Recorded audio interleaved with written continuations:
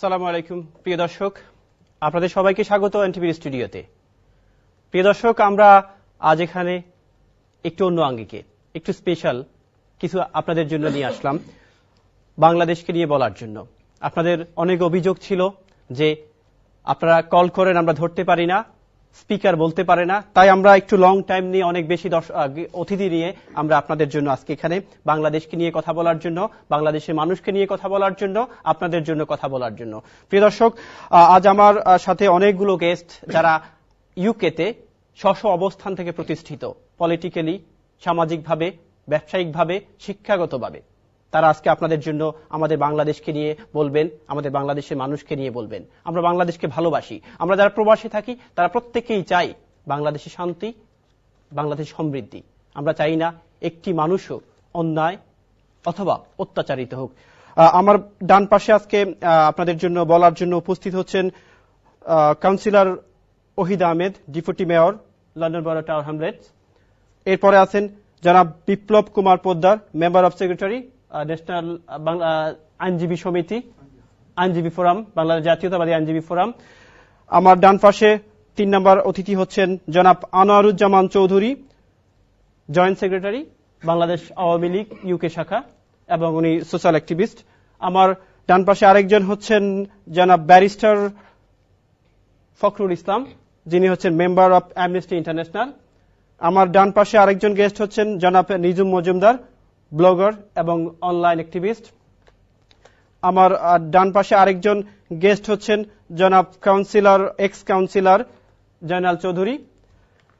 এরপর আমার বাম পাশে হচ্ছেন councillor Rajib Ahmed, speaker, London borough tower hamlets. আমার বাম পাশে সেকেন্ড পার্সন হচ্ছেন জনাব barrister Abu Bakar Molla, speaker person, Bangladesh Jamaati Islami Europe. আমার বাম পাশে আরেকজন হচ্ছেন Dewan Mokaddes Chowdhury Nawaz, ex convenor, Bangladesh Jatiyatabadi Jubodal UK শাখা। এরপরে ডক্টর কে শান্তা, তিনি হচ্ছেন ফাউন্ডার মেম্বার, বাংলাদেশ হিন্দু বৌদ্ধ খ্রিস্টান বন্ধু কাউন্সিল ইউকে।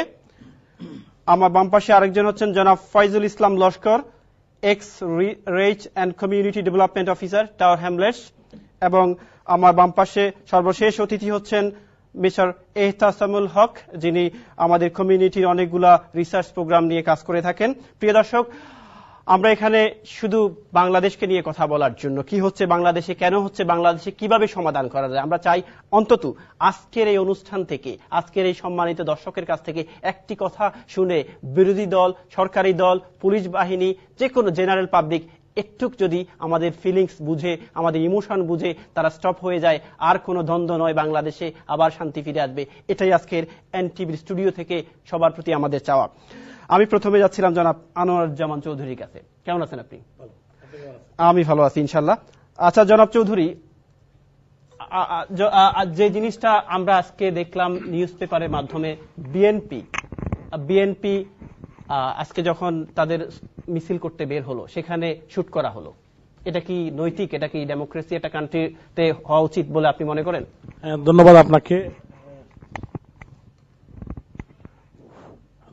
ধন্যবাদ আপনাকে। আসলে আপনি বলেছেন যে বিএনপির মিছিলে, আমি মিছিলটি দেখেছি। এখানে পুলিশের পক্ষ থেকে এখানে স্টেটমেন্ট দেওয়া হয়েছে। পুলিশের পক্ষ থেকে এবং গোয়েন্দা সংস্থার পক্ষ থেকে আগেই বিএনপির নেতৃবৃন্দের সাথে যোগাযোগ করা হয়েছিল এবং সেখানে বলা হয়েছিল যে এখানে জামাত ইসলাম এবং শিবিরের কিছু নেতাকর্মী এই মিছিলে ঢুকে পুলিশের উপর আক্রমণ করে যাতে এটাকে বানচাল করা যায় এবং এখানে যাতে পুলিশ ভার্সাস বিএনপি নেতাকর্মীর মধ্যে একটি সংঘর্ষ বাঁধানো যায়, এইটার আশঙ্কা আগের থেকে করা হয়েছিল, পুলিশের পক্ষ থেকে ইনফর্ম করা হয়েছিল। এটা আপনি দেখেছেন, স্টেটমেন্টও করেছে পুলিশ। এবং এরকমই একটি ঘটনা পরে ঘটেছে যে পিছন থেকে সহিংস এবং লাঠিসোঁটা নিয়ে পুলিশের উপর আক্রমণ করেছে। পরে পুলিশ আত্মরক্ষার্থে অবশ্যই। ধন্যবাদ জনাব চৌধুরী, আনোয়ারুজ্জামান চৌধুরী। আমি আপনার কথার প্রসঙ্গে যাচ্ছিলাম জনাব নিয়াজ সাহেব আপনার কাছে। উনি বলছেন যে তারা প্রথমে আক্রমণ করছে এবং যে তারা অর্থাৎ এ ধরনের একটা তৈরি করা জিনিস ছিল, এই ব্যাপারে আপনার ওপিনিয়নটা কি? ধন্যবাদ। স্বভাবতই আমাদের জনাব আনোয়ারুজ্জামান চৌধুরী সাহেব বাংলাদেশ আওয়ামী লীগের একজন সক্রিয় নেতা, স্বাভাবিক কারণে, এবং বাংলাদেশ আওয়ামী লীগ ক্ষমতায় এবং রাষ্ট্রযন্ত্র তাদের নিয়ন্ত্রণে, স্বাভাবিক কারণে উনি তার রাষ্ট্রর যে অ্যাকশনটা নেওয়া হয়েছে রাষ্ট্রের পক্ষ থেকে অথবা পুলিশের পক্ষ থেকে সেটাকে উনি ডিফেন্ড করবেন, এটা খুবই স্বাভাবিক। কিন্তু ওনার কথার সূত্র ধরে আমি যদি বলি যে যদি পুলিশের কাছে এই ধরনের ইনফরমেশন আগেই ছিল যে জামায়াত শিবির এই সমাবেশে ঢুকে পুলিশের প্রতি আক্রমণ করবে বা এই সমাবেশটাকে ভণ্ডুল করার চেষ্টা করবে, তাহলে আমার প্রশ্ন, বাংলাদেশের পুলিশ কি এতটাই অকার্যকর হয়ে গেছে, দলীয়করণের মাধ্যমে পুলিশ কি এতটাই ইনএফেক্টিভ হয়ে গেছে যে তারা কেন আগে তাহলে ব্যবস্থা নিল না যাতে করে কেউ এই ধরনের লোক কেউ এই সমাবেশে ঢুকে সমাবেশটাকে বানচাল করতে পারে? আসলে সরকার চেয়েছিল এই ধরনের একটি ঘটনা। আমি মনে করি জামাত শিবির নয়, সরকারের মদতপুষ্ট লোকেরাই এই সমাবেশে ঢুকে এই ধরনের পরিস্থিতি সৃষ্টি করেছে যাহাতে পুলিশ এই ধরনের একটি স্টেটমেন্ট। ধন্যবাদ নিয়াজ সাহেব। নিজম মজুমদার সাহেব, আপনি আমাকে একটু বলবেন যে আনোয়ার ভাই বলছে যে এটা একটা জামাত বা বিএনপির একটা প্ল্যান ছিল, উনি বলছে না এটা সরকার তৈরি করছে, আপনার ওপিনিয়নটা কি? আপনি একজন অনলাইন অ্যাক্টিভিস্ট এবং ব্লগার। এইসব ধরনের পলিটিক্যাল সিচুয়েশনগুলোতে আসলে আমি সাধারণত কমেন্ট করতে খুব একটু বিব্রত বোধ করি। সেটা হচ্ছে যে আপনারা তো জানেন যে এই রাজাকার দেলোয়ার হোসেন সাঈদীর দেলু রাজাকার তার রায়টা দেওয়ার পরে যে দেশে অস্থিতিশীল পরিবেশ তৈরি করা হয়েছে, তো এখানে একটা গুড পয়েন্ট আমার কাছে মনে হচ্ছে যে যিনি বললেন যে যদি পুলিশের কাছে এই ধরনের ইনফরমেশন থাকতোই তাহলে এটা কেন আগে প্রোটেক্ট করা হলো না। এখানে কিন্তু একটা কথা উল্লেখযোগ্য খুবই, যে যখন আপনার 21শে বইমেলাতে আগুন লাগে তখন কিন্তু পুলিশের কাছে যথেষ্ট ইনফরমেশন ছিল যে তারা আগুন দিবে এবং একটা নির্দিষ্ট এলাকার কথা বলা হচ্ছিল এবং পুলিশ অলরেডি রেকি করেছে জায়গাটা। জামাত শিবির এমন একটা সন্ত্রাসী একটা দল, এমন একটা নৈরাজ্য সৃষ্টিকারী দল যে এরা কখন কোন বেশে কিভাবে যে আক্রমণ করবে দেশে, এটা আসলে সাধারণ মানুষ কেন, এটা আসলে মানে এটা বোঝার একদম দুঃসাধ্য আমার কাছে এটা মনে হয়।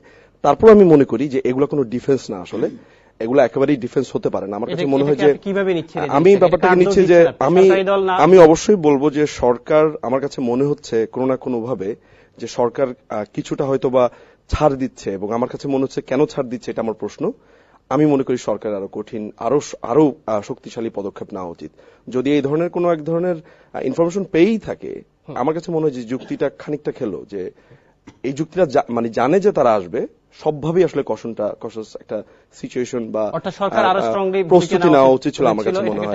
কারণ জামাত শিবির, আমি জানাব আবু বকর মোল্লা উনার প্রসঙ্গ সমক্ষে বা আপনি বা আনোয়ার ভাই বলল, নিয়াজ ভাই বলল, আপনি কি বলেন যে আজকে যে গুলি করা হলো বিএনপির সমাবেশ, বিএনপির মিছিলের মধ্যে, এটা কতটুকু? প্রথমেই শুরু করতে চাই, এর নাম কি নিজম মজুমদার, অত্যন্ত আপত্তিজনক আপনি মাইক্রোফোনটা একটু ধরবেন, অগ্রহণযোগ্য কথা বলেছেন মাওলানা দেলোয়ার হোসেন সাঈদী সম্পর্কে। ওনার নাম কখনোই দেলু রাজাকার নয়, উনি দেলোয়ার হোসেন সাঈদী। মানুষকে সম্মান করতে শেখা উচিত। আচ্ছা, আমরা ওনার কথা শুনি। হ্যাঁ, আমি তাকে বলতে চাই, দর্শকদের উদ্দেশ্যে বলতে চাই, আমাকে শেষ করতে দেন। আমি দর্শকদের উদ্দেশ্যে বলতে চাই যে রাজাকার অর্ডিন্যান্সের মাধ্যমে, রাজাকার হচ্ছে একটা অক্সিলারি ফোর্স, রাজাকার অর্ডিন্যান্সের মাধ্যমে রাজাকার বাহিনী গঠন করা হয় এবং রাজাকাররা ছিল পেইড ফোর্সেস। এবং সেই লিস্ট পাকিস্তান সরকারের কাছে ছিল, এবং স্বাধীনতার পরে যখন দালাল আইনে বিচারের আয়োজন করা হয়, রাজাকারদের সকল লিস্ট গভর্নমেন্টের কাছে ছিল। সেই লিস্টে দেলোয়ার হোসেন সাঈদীর নাম, সেই লিস্টে দেলোয়ার হোসেন সাঈদীর নাম নেই। কোন লিস্টে ছিল না? সরি, রাজাকার যে লিস্ট। আচ্ছা, এটা কখন করা হয়েছিল? এটা রাজাকারদের ফুল লিস্ট তো পাকিস্তান আমলে পাকিস্তান সরকার করেছে, এবং তারা ছিল পেইড ফোর্সেস, সরকার কর্তৃক বেতনভুক্ত অক্সিলারি ফোর্সেস। এবং এখন কথা হচ্ছে যে 72-এ যে মানে যে বিচার শুরু হয়েছিল মানে দালাল আইনের মাধ্যমে, সেখানে যে 1 লক্ষ লোককে অ্যারেস্ট করা হয়েছিল, 37,000 লোকের বিরুদ্ধে মামলা করা হয়েছিল, সেখানে মাওলানা দেলোয়ার হোসেন সাঈদীর নাম ছিল না। তার বক্তব্যটি আইনগতভাবে মরালি অগ্রহণযোগ্য, আমি তীব্র নিন্দা জানাচ্ছি। ওনার নাম 2009-এ প্রথম দেলোয়ার হোসেন সাঈদীর বিরুদ্ধে মামলা করা হয়। বাংলাদেশে কখনো কোন দলিল পথে দেলোয়ার হোসেন সাঈদীর নাম দেলু রাজাকার ছিল না। ধন্যবাদ। আমি জনাব ফখরুল ইসলামের কাছে যাচ্ছিলাম, ব্যারিস্টার ফখরুল ইসলাম। উনি বলছেন যে দেলোয়ার হোসেন সাঈদী সাহেবের নাম আসছিল 2009-এ, অর্থাৎ প্রথম যে লিস্ট করা হয় রাজাকারের, সেই লিস্টে নাম ছিল না। উনি বলছেন দেলু রাজাকার, বাট উনি এটাতে সম্পূর্ণরূপে নেগেটিভ প্রস্তাবনা আনলেন। আপনি কি বলেন? ধন্যবাদ আপনাকে। আসলে মাইক্রোফোনটা একটু ক্লোজ করে ধরেন প্লিজ। অন করাই আছে, আপনি জাস্ট ক্লোজ করেন। ধন্যবাদ আপনাকে। মূল বিষয়টা হচ্ছে যে আসলে সর্বপ্রথম আমি এই নিজু মজুমদার সাহেব যে কথাটা বললেন দেলু রাজাকার, মানে এই শব্দটা আসলে খুবই আপত্তিকর। যেটা আবু বকর ভাই বলেছেন যে আমরা শ্রদ্ধা করা উচিত, সম্মান করা উচিত। একজন ব্যক্তির বিরুদ্ধে অভিযোগ এসেছে, সেই অভিযোগ আদালতে বিচারাধীন আছেন, যদিও সেই ট্রাইব্যুনালকে আমরা কোনোভাবেই মনে করি না যে সেটা একটা নিরপেক্ষ ট্রাইব্যুনাল। আমরা নয়, সারা পৃথিবীর কোথাও এই ট্রাইব্যুনালকে স্বীকৃতি দেওয়া হয়নি। কোন ট্রাইব্যুনালকে? এই যে ট্রাইব্যুনালের মাধ্যমে সাইদি সাহেবের বিরুদ্ধে মামলার রায়টা দেওয়া হলো, এই ট্রাইব্যুনালকে সারা পৃথিবীর কোন জায়গায় কোন সংস্থা বা মানবাধিকার সংস্থা অথবা যেই সংস্থাগুলা বিশ্বের আইন ব্যবস্থাকে নিয়ন্ত্রণ করে তারা কেউই এই ট্রাইব্যুনালকে স্বীকৃতি দেননি। আচ্ছা আচ্ছা। তো এই ক্ষেত্রে আমি বলবো যে এই আপত্তিকর কথাগুলা আসলে না বলাটাই বেটার। আচ্ছা, এবং না বলাটা বেটার বলতে আমি বলবো এটা প্রত্যাহার করা উচিত।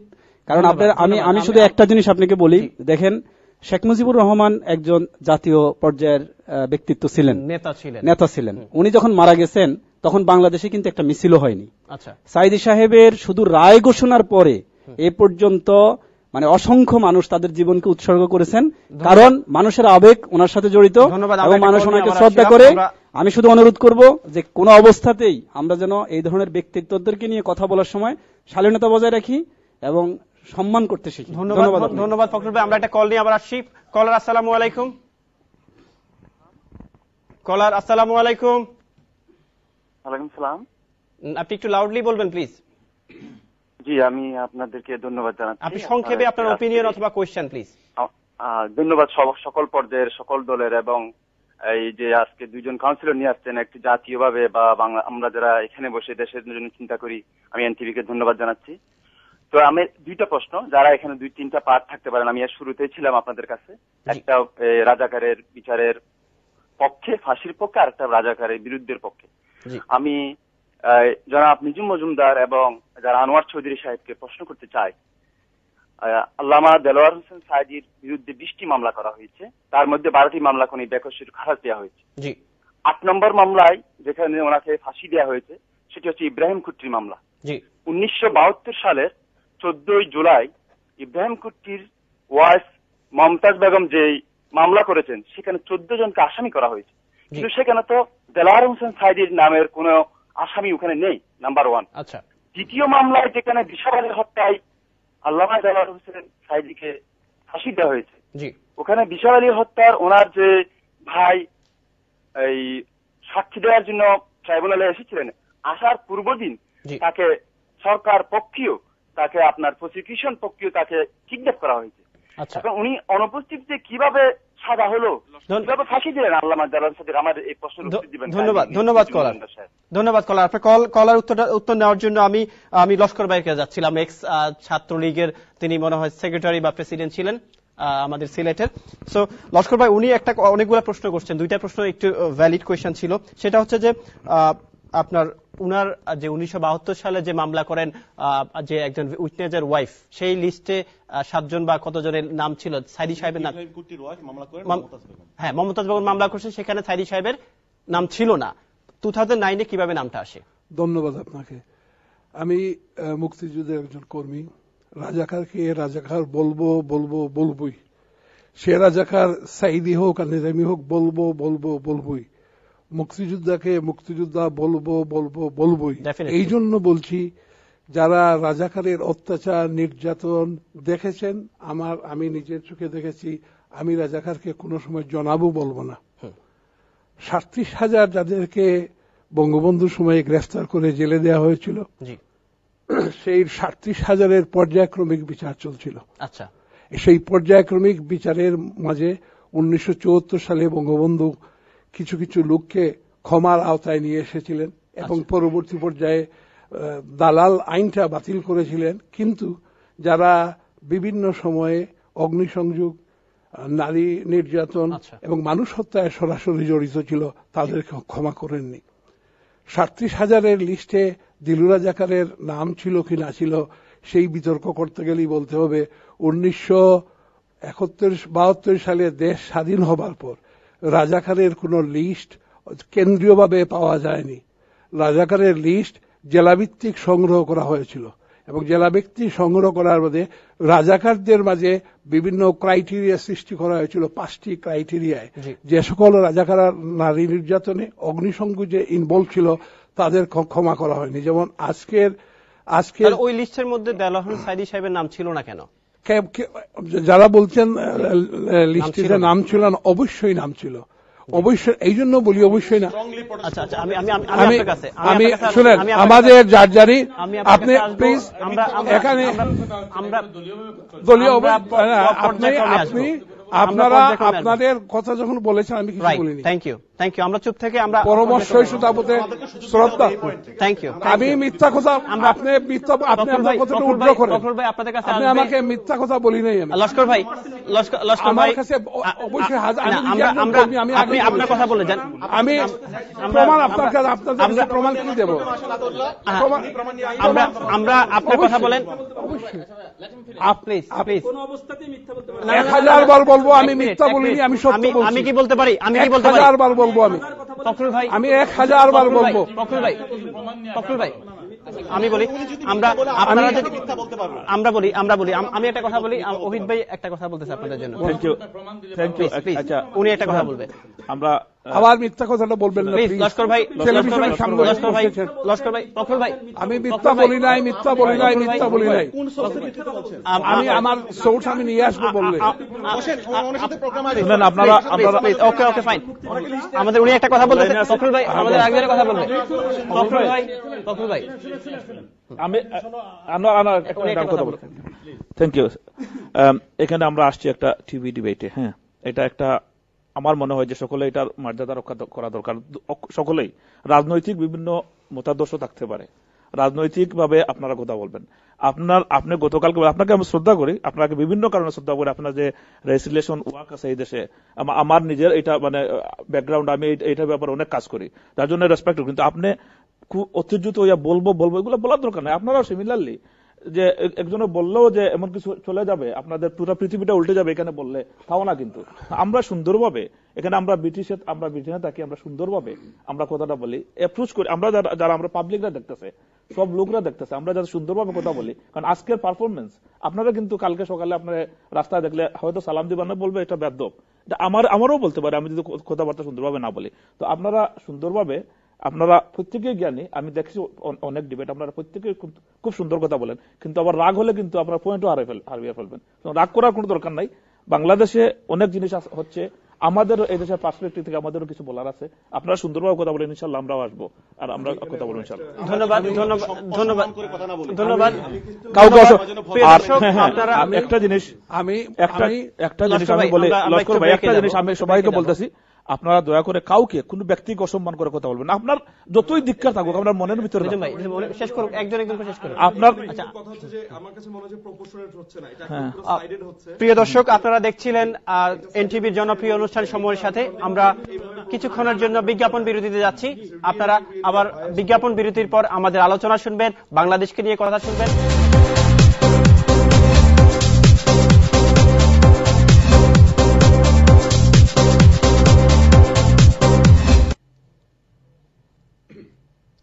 প্রিয় দর্শক, আরেকবার স্বাগত আফটার ব্রেক।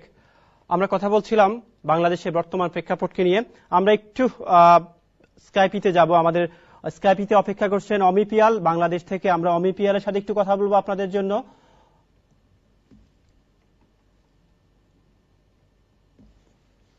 আমরা অমি পিয়ালকে ট্রাই করছি, দেখা যাক।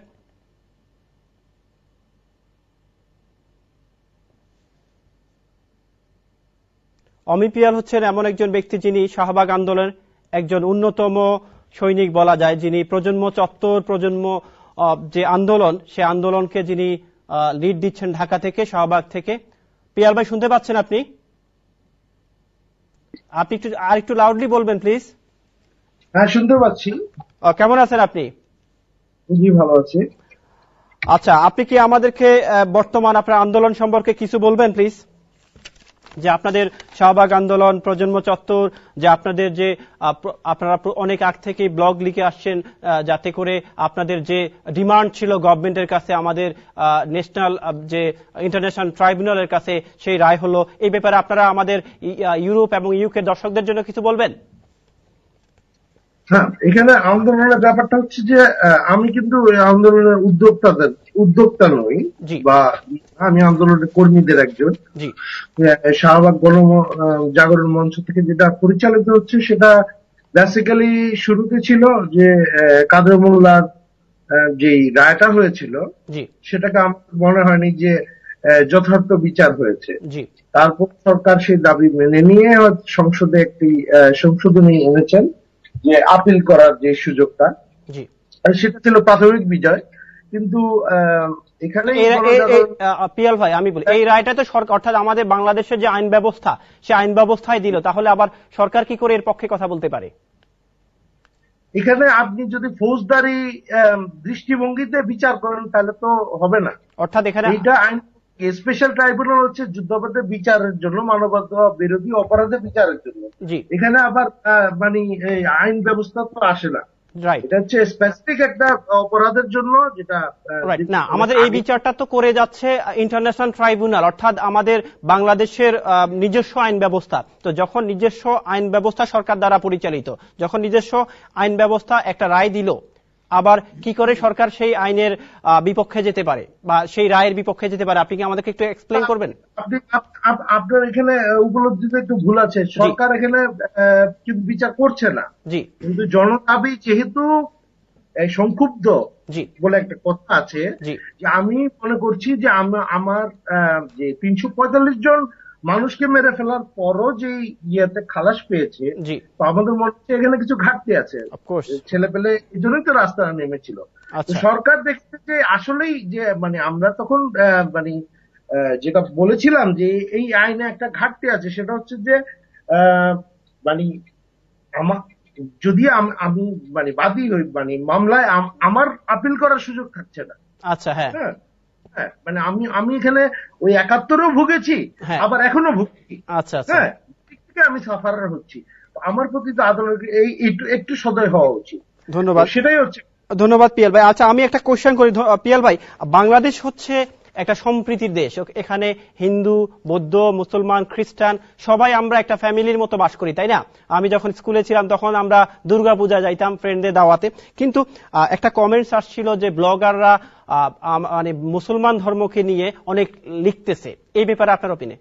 ইসলাম ধর্মকে নিয়ে অনেক কিছু লিখতেছে, এই ব্যাপারে আপনার ওপিনিয়নটা কি?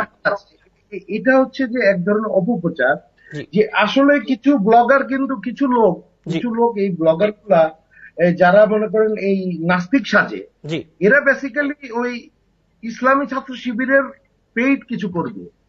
এরা ওই আল্লাহ রসুলকে গালি দেয়, তখন এরা করে কি ওইটার জবাব দেয়। কিন্তু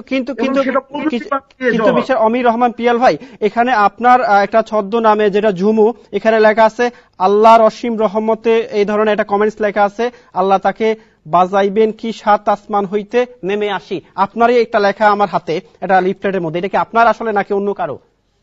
না, আমার তো মনে হচ্ছে না। ডেটটা ছিল এখানে, ডেটটা ছিল, ডেটটা আমার এখানে নেই অবশ্য, বাট দ্যাটস ওয়াজ আপনার নামেই, যেটা হচ্ছে তামান্না জুমু নামে। আপনার কি আপনার আইডির নাম কি তামান্না জুমু ব্লগে? না, বুঝতে পারছি না, আমি সব সময় অমির রহমান পিয়াল নামে লিখি। আচ্ছা, দ্যাটস মিন্স আপনি স্বীকার, আমরা যেটা চাই, যেটা আমার মনে হয় আপনিও as a Bangali, as a মুসলমান হিসেবে চাচ্ছেন, যে আমরা সবাই সবার ধর্মকে স্ব অবস্থান থেকে আমরা সবাই সম্মান করব, শ্রদ্ধা করব। ধন্যবাদ পিয়াল ভাই আপনাকে স্কাইপিতে আসার জন্য। সবচেয়ে বড় কথা হচ্ছে যে এই ইসলামকে বাঁচানোর জন্য এই মুনাফিকদের কাছ থেকে কিন্তু ইসলামকে, যারা মিথ্যা কথা, এই জামাত শিবির, এগুলো হচ্ছে মুনাফিক, দে আর নট মুসলমান। আপনি এদের পক্ষ নিয়ে কথা বলতে পারেন না।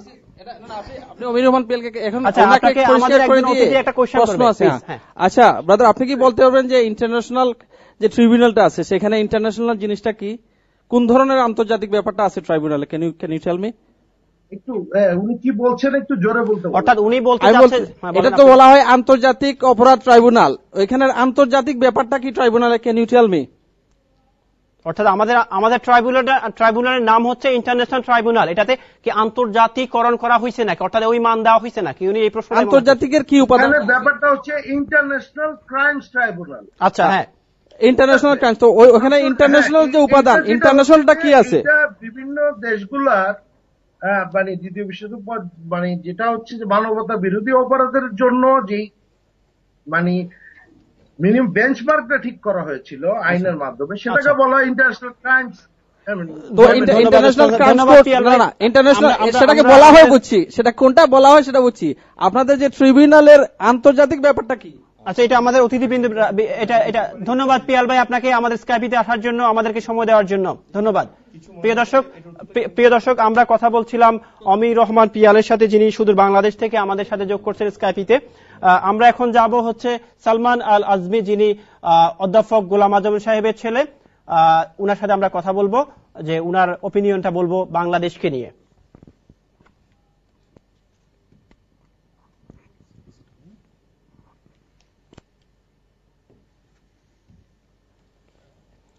আমরা ট্রাই করছি উনাকে পাওয়ার জন্য, মনে হয়। সালমান ভাই, আপনি শুনতে পাচ্ছেন আমাদেরকে? একটু লাউডলি বলবেন প্লিজ। জি, আপনি শুনতে পাচ্ছেন আমার কথা? হ্যাঁ, আমরা শুনতে পাচ্ছি। আপনি কেমন আছেন? জি আছি, আলহামদুলিল্লাহ ভালো। আপনারা ভালো আছেন? আমরা সবাই ভালো আছি। আপনি কি বলবেন বর্তমান বাংলাদেশকে নিয়ে, অর্থাৎ যে সাইদি সাহেবের রায় হলো, প্রজন্ম চত্বর অনেক কিছু করে, যেটা বাংলাদেশের তরুণ প্রজন্ম অনেক কিছু করে এটাকে তারা আন্দোলনের রূপ দিল, প্লাস অনেকেই আরেকটা অংশ সাইদি সাহেবের রায় মানে না, এটা অন্যায় রায়, একটা অংশ বলছে ন্যায় রায়। এজন্য বাংলাদেশে যে দ্বন্দ্ব সংঘাত, এবং আপনার আব্বুও জেলে, এই বিষয়ে আপনি একটু বলবেন আমাদেরকে প্লিজ। জি, সর্বপ্রথম আমি যে কথাটি বলতে চাচ্ছি সেটা হচ্ছে যে 1971 সালে যে হত্যাযজ্ঞ হয়েছে, যে অন্যায় হয়েছে, তার সুবিচার হওয়াটা অত্যন্ত প্রয়োজন। এটা প্রয়োজন সবার সাথে। যারা এটা নিয়ে রাজনীতি করে তাদের রাজনীতি বন্ধ হওয়া দরকার, বাংলাদেশকে এগিয়ে যাওয়া দরকার। সুতরাং কালচারাল ইম্পিউনিটি বন্ধ হওয়া দরকার। সুতরাং আমরা এটা চাই যে বিচার হোক, কিন্তু সেই বিচার হতে হবে সুষ্ঠু, নিরপেক্ষ, এবং বিচার ব্যবস্থা যেটা আশা করে, বিচার ব্যবস্থা যেটা যেভাবে বিচার হওয়া উচিত সেভাবে বিচার হবে। আপনি কি বোঝাতে চাচ্ছেন যে বিচার ব্যবস্থাটা নিরপেক্ষ বা সুস্থ না? অবশ্যই না। কোন দিক দিয়ে? আপনি দেখেন এই বিচার ব্যবস্থায় কোনো কিছুই সুষ্ঠু হচ্ছে না। প্রথম কথা হচ্ছে এটি একটি দলীয় বিচার ব্যবস্থা। এখানে যারা বিচারক, যারা প্রসিকিউটর, যারা ইনভেস্টিগেটর, তারা সবাই দলীয় লোক, এবং এরপরে দেখা যাচ্ছে যে তারা যে বিচার প্রক্রিয়াটা করছে সেটা প্রচন্ড রকম প্রশ্নবিদ্ধ। আপনি জানেন, আমরা সবাই জানি স্কাইপ কেলেঙ্কারি যেটা হয়েছে, সেখানে বিচারপতি, প্রসিকিউশন এবং মন্ত্রী এবং একজন লয়ার রাসেলস বে সবাই মিলে প্ল্যান করছে কিভাবে কি হবে। এটা তো কোনো বিচার ব্যবস্থা, সুষ্ঠু বিচার ব্যবস্থা হতে পারে না। এটা যখন প্রকাশিত হয়ে গেল তখন প্রধান যিনি বিচারপতি ছিলেন, ওই নিজামুল হক সাহেব, তিনি রিজাইন করলেন।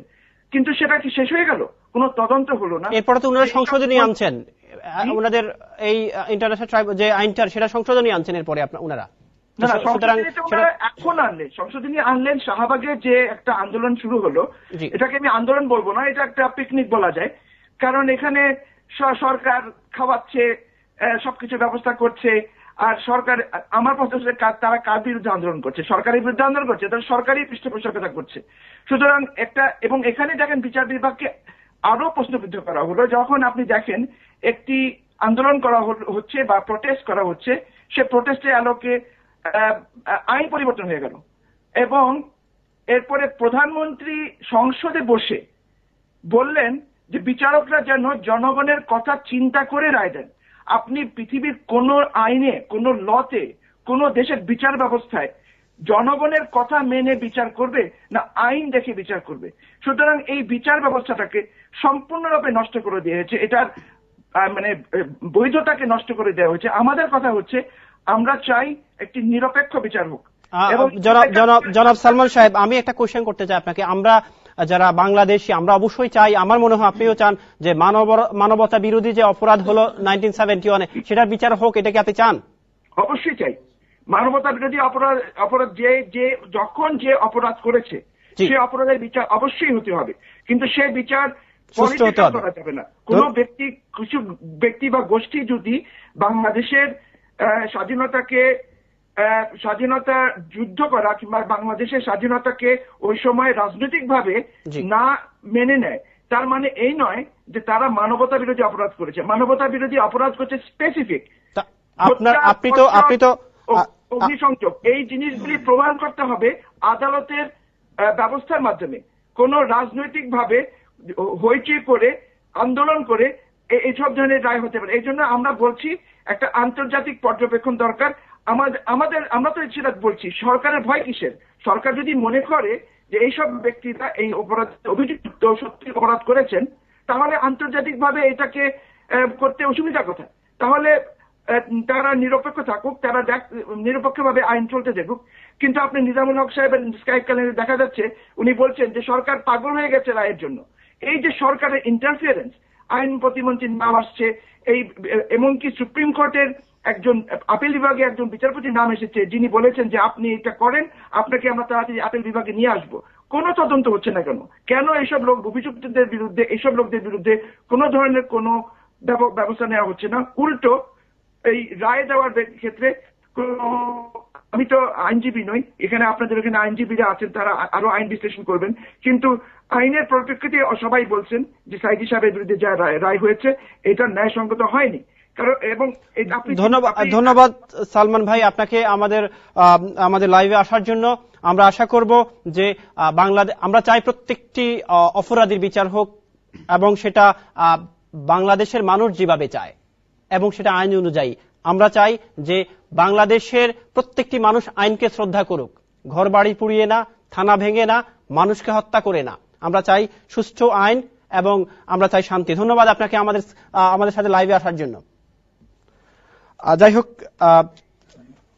আচ্ছা, এই ব্যাপারে উনি কথা বলছিলেন অনেকগুলা বিষয়ে। মোহিত ভাই, আপনি কি আমাদেরকে উনার কথার প্রেক্ষাপটে একটু উনি একটা জিনিস স্বীকার করছেন যে যদি কেউ রাজাকার হয়, যদি কেউ মানবতা বিরোধী অপরাধী হয়, অর্থাৎ যেই হোক সে, তার বিচার হোক, সে যে দলেরই হোক, সে যদি হয় আপনার দলের, সে যদি হয় জামাতের, সে যদি হয় আওয়ামী লীগের।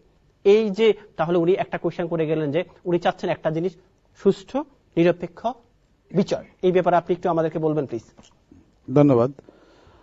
আসলে আপনি যদি দেখেন, যখন এই ওয়ার্ড ট্রাইব্যুনালের ব্যাপারটা যখন বাংলাদেশের রাজনীতিতে এটা জাগরণ সৃষ্টি হলো, তখন থেকে কিন্তু বিএনপি অথবা জামাত দুটি দলই বারবার বলেছে যে সত্যিকার অর্থে যারা যুদ্ধ অপরাধী, কমিটেড জেনোসাইড অথবা মানুষকে দর্শন করছে, হত্যা করেছে অন্যায়ভাবে, তাদের সত্যিকার ভাবেই বিচার হওয়া উচিত। এটা জাতি চায়, আমরা সবাই চাই, সকল রাজনৈতিক দল কিন্তু এটা চেয়েছে। কিন্তু এই রাজনৈতিক দলগুলো কিন্তু আবার বলেছে যে ওয়ার্ড ক্রাইম ট্রাইব্যুনাল যেটা সেট আপ করা হয়েছে, it is being set up by the Awami League government. এটা বিতর্কিত, এটা কন্ট্রোভার্সি। এখানে একটা কথা, সুতরাং আমি কথা শেষ করি। গভর্নমেন্ট যেহেতু ক্ষমতায় আছে, তাহলে তো অবশ্যই Awami League government set up করবে। অবশ্যই অবশ্যই, এই জন্য তো আওয়ামী লীগ গভর্নমেন্ট ক্ষমতায়, এই জন্য আমি বলছি আওয়ামী লীগ গভর্নমেন্ট, এটা তো কোয়ালিশন গভর্নমেন্ট না এখানে। সুতরাং আওয়ামী লীগ গভর্নমেন্ট যেটা সেট আপ করছে এটা বিতর্কিত ছিল এবং বিতর্কিত আছে।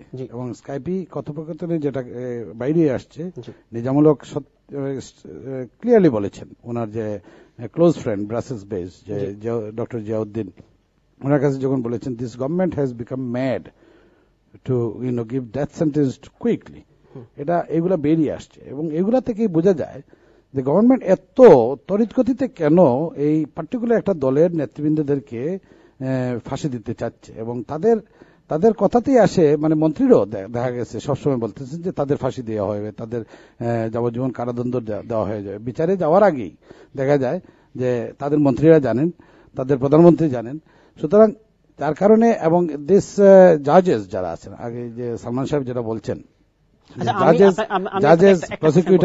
আপনি বলছেন যে প্রথম থেকেই এই বিচার ব্যবস্থাটা হচ্ছে বিতর্কিত, তাহলে আপনারা বিচার অ্যাটেন্ড করছেন কেন? এই যে তাহলে বিচার কার্য তো আপনারা সব, মানে যারা ভিকটিম তারা অ্যাটেন্ড করছে। অবশ্যই ভিকটিমকে তারা জোরপূর্বক অ্যারেস্ট করে নিছে, এরা তো ডাইরেক্টলি গিয়ে অ্যাটেন্ড করে নাই। তাদেরকে যেভাবে অ্যারেস্ট করে নেওয়া হয়েছে, you know everything, it is crystal clear পাবলিকের কাছে, জনগণের কাছে, যে এবং এখানে তাদেরকে ডাইরেক্টলি নিয়ে উইথাউট গিভিং এনি ভার্ডিক্ট, তাদের জুডিশিয়াল প্রসিজারে নেওয়ার আগে তাদেরকে জেলে ঢুকানো হয়েছে। ধন্যবাদ মোহিত ভাই। ধন্যবাদ। আমি যাচ্ছিলাম আনোয়ার ভাইয়ের কাছে। আচ্ছা আনোয়ার ভাই, উনি মোহিত ভাই স্কাইফি নিয়ে এবং ইন্টারন্যাশনাল ট্রাইব্যুনাল নিয়ে অনেকগুলো কোয়েশ্চেন করছেন যে এটা আসলে নিরপেক্ষ না, এটা গভর্নমেন্ট আগেই জানতো, মন্ত্রী পরিষদ আগেই জানতো, এর ফাঁসি হবে, এর রায় হবে, এই হবে। এই ব্যাপারে আপনার অপিনিয়ন? আমি মোহিত ভাইকে আসলে ধন্যবাদ দিই, উনি একজন আসলে অত্যন্ত সজ্জন ব্যক্তি। কিন্তু মুহিব ভাই আসলে এটা হয়তো মিডিয়াতে বলার জন্য উনি একজন দায়িত্বশীল ব্যক্তি, বলতেই হবে, উনার দল যেহেতু এটাকে স্ট্যান্ড করে এরকম, কিন্তু ঘটনা উনার মনের কথা আমার মনে হয় না এটা।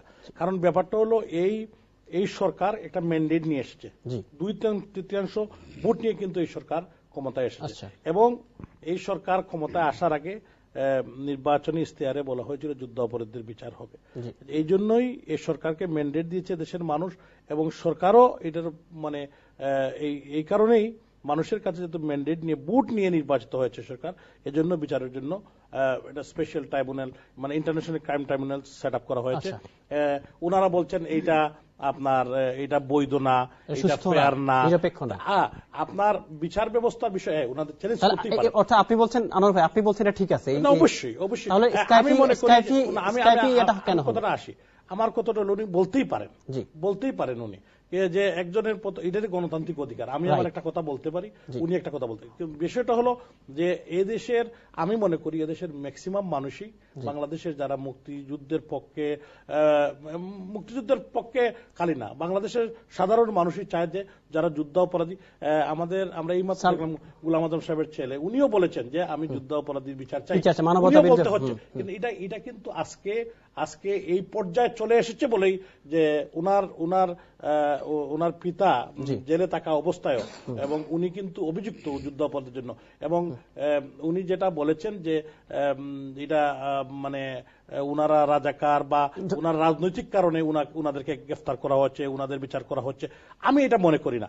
কারণ 1971 সালে আপনার যুদ্ধ চলাকালীন সময়ে যদি পত্রিকাগুলো দেখা যায় যে জামাতের ছিল, আমি একটু বলে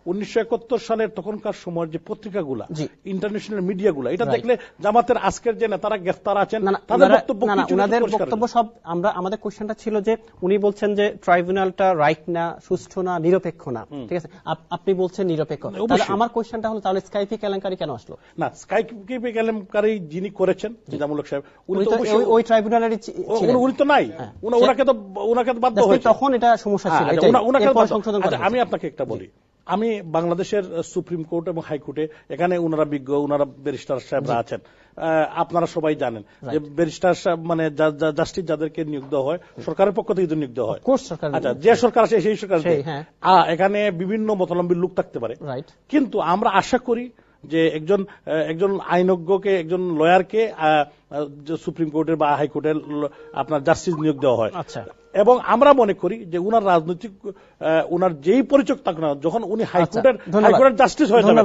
তখন উনি নিরপেক্ষ হয়ে যাবেন। নিজামুল হক সাহেব যদি ব্যক্তি হিসাবে উনি কোন উনার যে ত্রুটি, এটা তো আমরা একটু ফখরুল সাহেবের কাছে যাবো এই ব্যাপারে, প্লিজ ফখরুল সাহেব আপনি একটু বলবেন যে ট্রাইব্যুনাল নিয়ে। ধন্যবাদ। আমি ট্রাইব্যুনালের শুধু একটা উদাহরণ দিয়ে শেষ করে দিব, কারণ এই আলোচনায় গিয়ে আসলে এটা শেষ করা যাবে না, যেখানে সারা পৃথিবীর কোন একটা সংস্থা, আমি আগেই বলেছি সারা পৃথিবীর ইন্টারন্যাশনাল বার অ্যাসোসিয়েশন থেকে শুরু করে এমন কোন সংস্থা, আপনারা যদি দেখেন যে গতকালকেই বার স্ট্যান্ডার্ড বোর্ডের হিউম্যান রাইটস কমিটি স্ট্রেটমেন্ট দিছে, যে স্ট্রেইট ফরওয়ার্ড বলেছেন যে এই ট্রাইব্যুনাল ভেঙে দেওয়া হোক, এবং এই ট্রাইব্যুনালের বার স্ট্যান্ডার্ড বোর্ডের আপনি যদি এখন তাদের ওয়েবসাইটে যান, bar standard board, bar standard board but ওয়েবসাইটটা হচ্ছে বার স্ট্যান্ডার্ড বোর্ড, কি বলছে কমিটি হচ্ছে বার হিউম্যান রাইটস কমিটি, তারা বলছে যে আপনি যদি আমার কাছে রেফারেন্সটা আছে, আপনি বলছেন ওনারা পরিষ্কার বলেছে যে এইটা ভেঙে দিতে হবে, ভেঙে দেওয়া উচিত। যদি আমি রং বলি আপনারা তা দেখেন। আমি শুধু একটা উদাহরণ দিব, যে কথাটা আমাদের আনোয়ার ভাই বললেন যে নিজামুল হক নাসিম এখান থেকে চলে গেছেন, উদাহরণটা খুবই সুন্দর, যে একটা বড় বাকেটে যদি আপনি অনেক দুধ রাখেন, সেই দুধের মধ্যে যদি আপনি জানেন যে বাংলা ল্যাঙ্গুয়েজে বলে যদি ছনা ফেলা হয় তাহলে দুধটা পুরোপুরি নষ্ট হয়ে যায়। এখন আপনি যদি বলেন যে তুমি কেন দুধের মধ্যে সোনাটা ফেললা, আমি তোমাকে সরাই দিলাম, কিন্তু এই দুধে আমি খাবো, এই দুধ দিয়েই পাবলিককে আমি খাওয়াবো, বিচার ব্যবস্থা গোটাটা যেখানে পৌঁছে গেছে, গোটা বিচার ব্যবস্থা ধ্বংস হয়ে গেছে, সেখানে আপনি নিজামুল হক নাসিমকে সরাই নিচ্ছেন, কিন্তু এই বিচার ব্যবস্থার কোনো সংস্কার নাই এবং সেই বিচার ব্যবস্থার মাধ্যমে রায় দিচ্ছেন। ধন্যবাদ। লস্কর ভাই আপনি একটু ওনার অপিনিয়ন সম্পর্কে বলবেন প্লিজ। ধন্যবাদ। একটু ক্লোজলি মাইক্রোফোনটা ধরবেন। পৃথিবীতে এমন কোন আদালত নেই যে আদালতের সাজাভুক্ত আসামিরা বলেছে যে আমি ফ্রি এন্ড ফেয়ার ট্রিটমেন্ট পেয়েছি।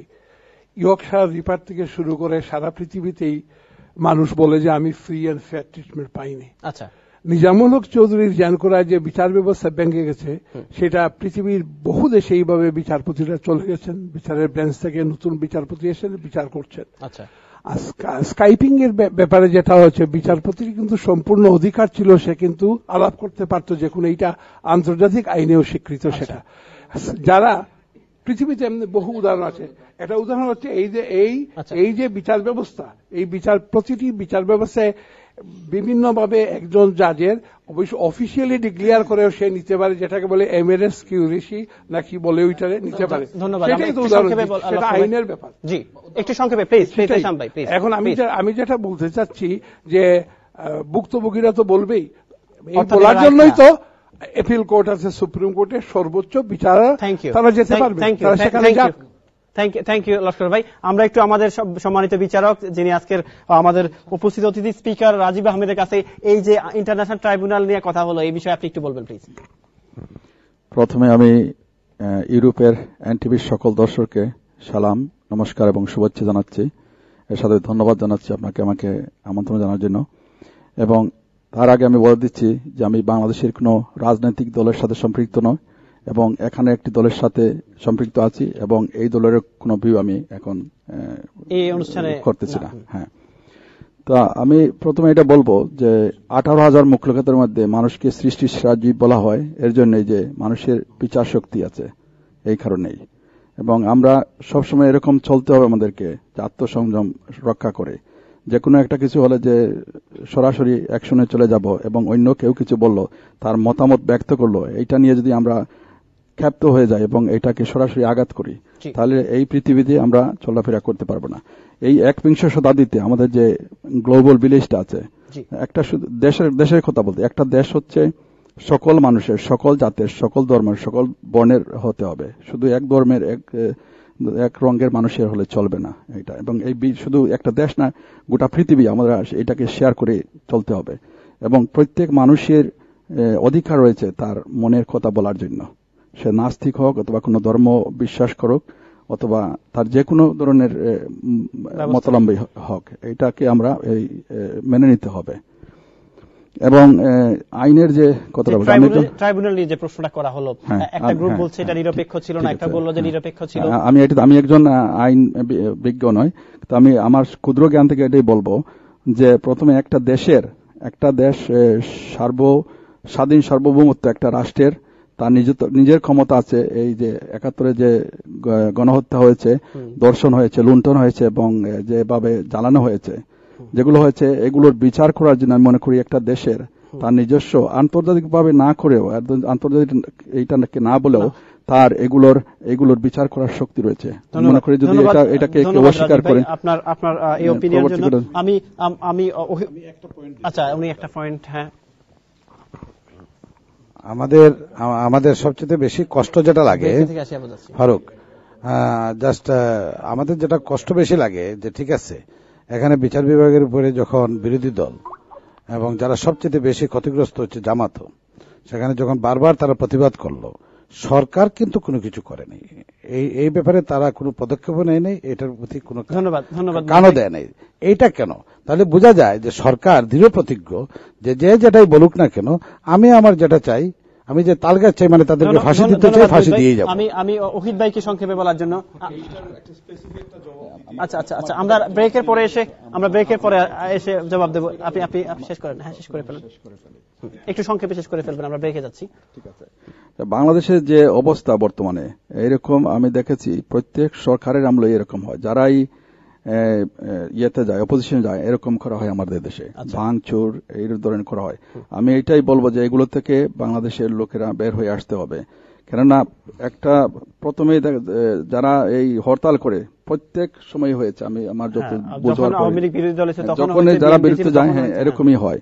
কিন্তু এরকম করার পরে একটা দেশের যদি কোনো ক্ষতিগ্রস্ত যে জিনিসগুলো নষ্ট হলো, এগুলো কার হলো? এটা তো বাংলাদেশেরই ক্ষতি হচ্ছে, জেনারেল মানুষের।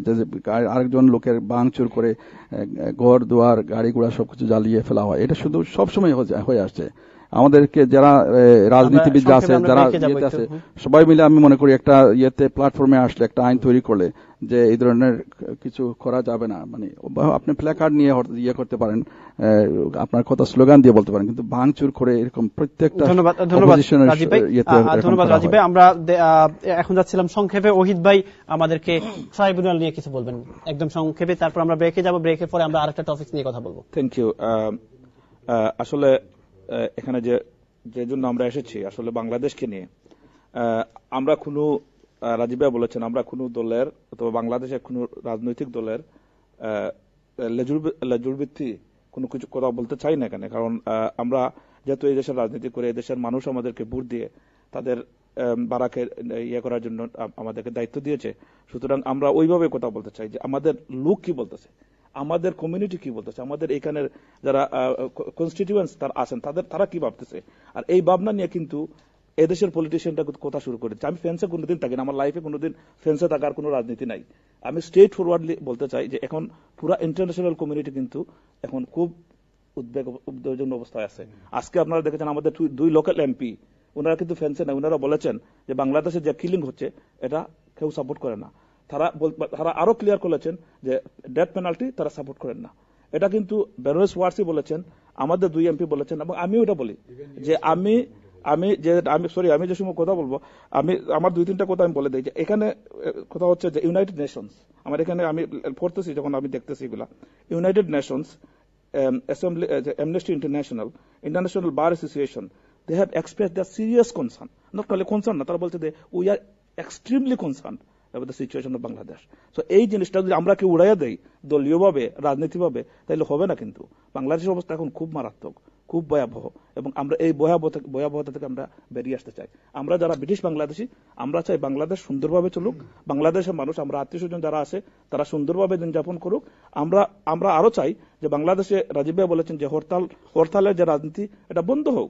বাংলাদেশে হরতাল করার দরকার নেই। আজকে আওয়ামী লীগ আছে, কালকে বিএনপি আসবে, কিন্তু বিএনপি আসার পরে যদি আওয়ামী লীগ আবার হরতাল শুরু করে, তাহলে এটা যেমন সাপোর্টেড না, আজকেও সেইভাবে হরতাল। কিন্তু আমরা এই জিনিসটা কিন্তু যারাই যায় তারা কিন্তু ক্ষমতা যাওয়ার পর কিন্তু এটা ভুলে যায় তারা কয়েকদিন আগে এটা করেছিল।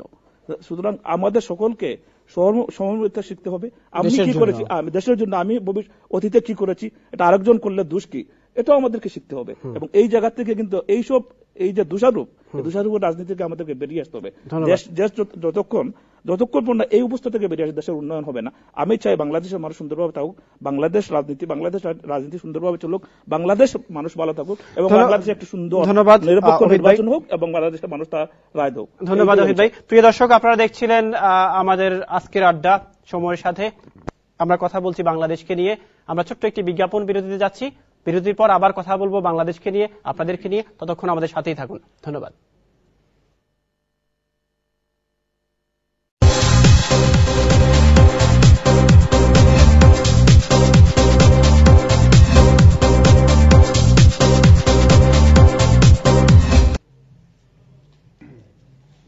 প্রিয় দর্শক, আরেকবার স্বাগত এনটিভির স্টুডিওতে। আমরা কথা বলছিলাম আমাদের বাংলাদেশের ঘটে যাওয়া ঘটনা নিয়ে, কেন হলো সেটা, কিভাবে এটা সংশোধন করা যায়, কিভাবে স্টপ করানো যায়।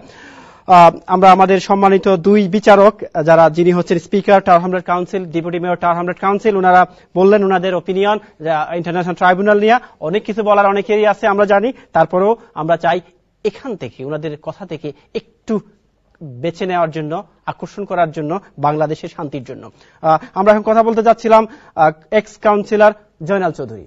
আমি আপনার সাথে একটু কথা বলতে চাচ্ছিলাম সাইদী সাহেবের রায় নিয়ে। আপনি কি বলেন, সাইদী সাহেবের রায় বা দেলু রাজাকার বা দেলোয়ার হোসেন সাইদী রায়টা কতটুকু যুক্তিসঙ্গত, অথবা এটা পক্ষে বিপক্ষে, আপনার ওপিনিয়নটা কি? আপনি এখানকার একজন গভর্নমেন্ট অফিসার ছিলেন, আগে কাউন্সিলর ছিলেন, রাইট? হ্যাঁ, ধন্যবাদ আপনাদের সবাইকে। তবে আপনি প্রথমে যখন সাইদী সাহেবের রায়ের ব্যাপারে আমাকে বলছেন, আমি প্রথম বলবো, মাইক্রোফোনটা অন করবেন প্লিজ, মাইক্রোফোনটা অন করবেন, নিচের দিকে টানলে হবে, নিচের দিকে, উপরের দিকে। হ্যাঁ, থ্যাংক ইউ। প্রথমে আমি একটু পিছনে যাব, সেজন্য এরশাদ আন্দোলনের সময় সাইদী সাহেব সহ বা এই যে জামাতের যারা শীর্ষ নেতৃত্ব ব্যক্তিত্ব সবাইকে এরশাদ আন্দোলন করলেন, এরপর নির্বাচন করলেন, ওনাদেরকে নিয়ে পার্লামেন্টেও আপনার দেশের ভবিষ্যৎ সম্বন্ধে অনেক কথাবার্তা বলেন এবং অনেকদিন কাজও করলেন। সেই সময় কেউ এইসব কথা বললেন এবং কেউ বললেন যে আমি এদের সাথে যাব না, বা ওদেরকে মানে নির্বাচনের বিভিন্ন ব্যাপারে যে আমি দিতে হবে না, এই ধরনের কোনো কিছু না বলে এখন যে আপনার যে বিচারটা শুরু হয়েছে, আচ্ছা ঠিক আছে, ভালো কথা, আচ্ছা শুনে ভালো কথা, বিচার শুরু হয়েছে, কিন্তু সবাই বিচার চায়। কিন্তু আমি দেখতেছি যে সব দলের মধ্যে আছে রাজাকার রয়েছেন, এমনকি মন্ত্রীও আছেন, আগেও ছিলেন, আমার গোলাম আজম মন্ত্রী ছিলেন, এখন কোন মন্ত্রীও আছেন, অনেক আছেন, বুঝলেন, স্বরাষ্ট্রমন্ত্রী বিভিন্ন নাম বলে আমার প্রয়োজন আছেন, কিন্তু ওদের কেন নাম দেওয়া হচ্ছে না, ওদের কেন বিচার হচ্ছে না? কাদের কাদের আবার বলবেন একটু?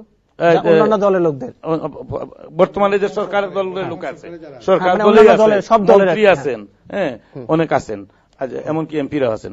তো তাহলে তো এটা সবার রাজাকার হিসাবে সবার বিচার হচ্ছে না, সুষ্ঠু বিচার হচ্ছে না, এবং এটা পার্সোনালি নেওয়া হচ্ছে। আমি আপনার এই কথা, সেকেন্ড হলো সাইদি সাহেবের ব্যাপারটা, এটা সাইদি সাহেবের ব্যাপারটা যে আপনি বলছেন, তো আমি এতটুকু পিছনে জানি না ওনার হিস্ট্রি সম্বন্ধে, তবে আমি যতটুকু দেখছি যে যেখানে উনি ওয়াজ করতেন বা উনি বক্তব্য, অনেক লোক হতো, সবাই যেত, সবাই খুব বক্ত করে, এবং উনি ভালো কথা বলতে পারেন, এইটুকু আমি জানি। কিন্তু কখনো শুনি নাই ওনার নাম, নাম শুনেছি আমি ধরেন 1971 এত ছোট ছিলাম না, আমি ক্লাস 5 এর ছাত্র ছিলাম। আমি রাজাকার দেখেছি, পাকিস্তানিও দেখেছি, মুক্তিযুদ্ধে আমার মামার মুক্তিযুদ্ধে ছিলেন, এবং আমি এমনকি আমার মামাকে ধরে থানায় পর্যন্ত গেছি, তখন এই অনেকের নাম শুনেছি, ওনার নাম শুনেছি, এখন শুনতেছি।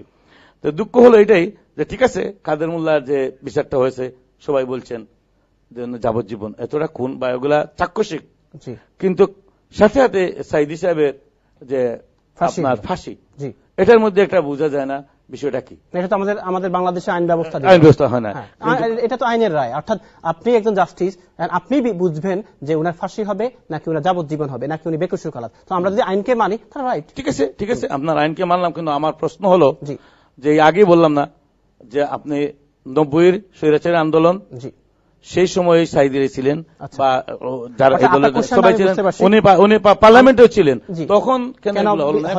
ধন্যবাদ জনাব জয়নুল চৌধুরী। আমি আমাদের ডক্টর শান্তা সাহেব এর কাছে যাচ্ছি, উনি হচ্ছেন ফাউন্ডার মেম্বার বাংলাদেশ হিন্দু বৌদ্ধ খ্রিস্টান কাউন্সিল ইউকের। জনাব শান্তা, আপনাকে আমি প্রশ্ন করতে চাইছিলাম উনার কথাটাই ধরে একটু, জনাব কাউন্সিলর সাহেবের কথা।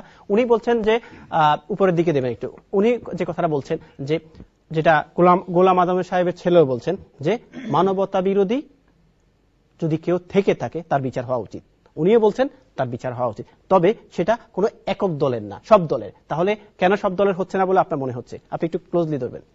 নমস্কার এবং ধন্যবাদ এই প্রশ্ন করার জন্য। আমি একটা জিনিস, আমি আসলে এখানে এসেছি বাংলাদেশ হিন্দু বৌদ্ধ খ্রিস্টান ঐক্য পরিষদ ইউকে লিমিটেডের পক্ষ থেকে। আমি বিশেষভাবে আজকে একটা ধর্মীয় দলকে রিপ্রেজেন্টেটিভ হিসাবে দেখাবো এবং তাদের আমি মুখপাত্র হিসেবে এসেছি। উত্তরটা একটু আমাকে দেবেন। হ্যাঁ অবশ্যই দেব। তো আমাকে ভবিষ্যতে এই সম্পর্কে প্রশ্ন করলে আমি আরো খুশি হব এবং দর্শকরাও যদি। ধন্যবাদ, আপনি একদিন পলিটিশিয়ান হয়ে যাবেন ইনশাআল্লাহ। হ্যাঁ ধন্যবাদ। আমি যে জিনিসটা বলছি যে বাংলাদেশে 1971-এ 7.5 কোটি লোক ছিল, সেখানে কম্পিউটার ব্যবস্থা, পরিসংখ্যান ব্যবস্থা এতটা স্ট্রং ছিল না। দীর্ঘ যুদ্ধের পরে অনেক তত্ত্ব কিন্তু বিকৃত হয়েছে। সেখানে একজন অভিযুক্ত মানুষের নাম যদি নাও এসে থাকে, তাতেই যে এই অভিযুক্ত মানুষটাকে একদম বেকসুর খালাস দিতে হবে। কোশ্চেনটা ছিল যে অভিযুক্ত মানুষের নাম আসছে, that's okay, no problem, but আরো তো অভিযুক্ত মানুষ আছে অন্যান্য দলে, মেবি সেটা বিএনপিতে, জাতীয় পার্টিতে, আওয়ামী লীগে, তাহলে উনাদের নাম আসতেছে না কেন? কোশ্চেনটা উনার এটাই ছিল। হ্যাঁ, নাম যদি নাই আসে থাকে, ভবিষ্যতে যে নাম আসবে না বা ভবিষ্যতে সরকারগুলো যে আসবে না, তারও তো কোনো নিশ্চয়তা নেই। ঠিক আছে, মানে আমি যেটা বলতে চাচ্ছি, নাম আসেনি এটা রং। আচ্ছা, যদি তারা সত্যিকার রাজাকার হয়ে থাকে, আমি যদি বিচারক হতাম বা আমি যদি নামগুলা লিস্ট করার সুযোগ পেতাম, তাহলে আমি অবশ্যই। ধন্যবাদ আপনার কাছে। আমরা আবার আসবো, আমরা একটু মোল্লা ভাইয়ের কাছে আসি, আবু বকর মোল্লা সাহেবের কাছে। উনার প্রশ্নটা, উনি বলছেন যে নাম ভবিষ্যতে আসবে, এই ব্যাপারে আপনার ওপিনিয়নটা কি? প্রথম কথা হচ্ছে যে এইটাকে আমরা মেনে নিতে হবে। তখন প্রধান প্রসিকিউটর ছিল খন্দকার মাহবুব হোসেন সাহেব, যিনি বর্তমান বার কাউন্সিলের ভাইস প্রেসিডেন্ট। প্রথম যখন এটার প্রসিকিউটর শুরু হলো, প্রধান প্রসিকিউটর ছিলেন খন্দকার মাহবুব হোসেন সাহেব। উনি এদেশের হাউস অফ লর্ডসের একটা প্রোগ্রামে এসেছিলেন, উনি কথা আপনি একটু ক্লোজলি ধরবেন। তারপর আপনি যদি ইউটিউবে যান, উনি 3টা প্রোগ্রাম করেছেন সেই প্রোগ্রামে উনি 72 সনে কিভাবে কতজন লোককে রাজাকার আলবদর হিসাবে যে দালাল বিচার করার জন্য সাব্যস্ত করা হয়েছিল, কিভাবে স্ক্রুটিনাইজ করা হয়েছিল, উনি ডিটেলস বর্ণনা দিয়েছেন। উনি বলেছেন যারা হত্যা, ধর্ষণ, নারী নির্যাতন করেছে এবং বঙ্গবন্ধুর মানে সাধারণ ক্ষমা ঘোষণার পরও প্রথমে 1 লক্ষ লোকজনকে অ্যারেস্ট করা হয় সারা দেশে। প্রথমে 1 লক্ষ লোক অ্যারেস্ট করা হয়, and out of them after hard scrutiny 37,000 লোককে প্রসিকিউট করা হয়। এরপরে এর মধ্য থেকে 752 জনকে সাজা দেওয়া হয়। এরপরে স্পেশালি যুদ্ধাপরাধের অভিযোগে অভিযুক্ত করার জন্য, হত্যা, ধর্ষণ, নারী নির্যাতন ওই অপরাধগুলো ছাড়া যুদ্ধাপরাধ হচ্ছে একটা বড় ধরনের ক্রাইম। যুদ্ধাপরাধ এবং মানবতা বিরোধী অপরাধ বড় ধরনের crime. It is more than mere murder, killing ও রেপ। ওইটা করার জন্য Pakistani arm forces and auxiliary forces দের মধ্য থেকে ওনারা একটা লিস্ট করে প্রথমে 1000 জনের লিস্ট করা হয়। আপনি এটা ওনার বক্তব্য, 1000 জনের লিস্ট করা হয়। It is now on public domain. এরপরে ওনাদের মধ্য থেকে হার্ড স্ক্রুটিনাইজ করে সেখানে 195 জনকে লিস্ট করা হয়। কখন সেটা, কত সালে? এটা করা হচ্ছে 1973 সনে করা হচ্ছে 195 জনেরটা যুদ্ধাপরাধ, যেটা আমি বলছি যে গ্রেভ যেগুলো অফেন্স সেগুলো করার জন্য। আর হত্যা, ধর্ষণ, নারী নির্যাতনের জন্য তো আমি বললাম যে 1 লক্ষ জনের মধ্য থেকে 37,000 জনের বিরুদ্ধে মামলা করা হয়।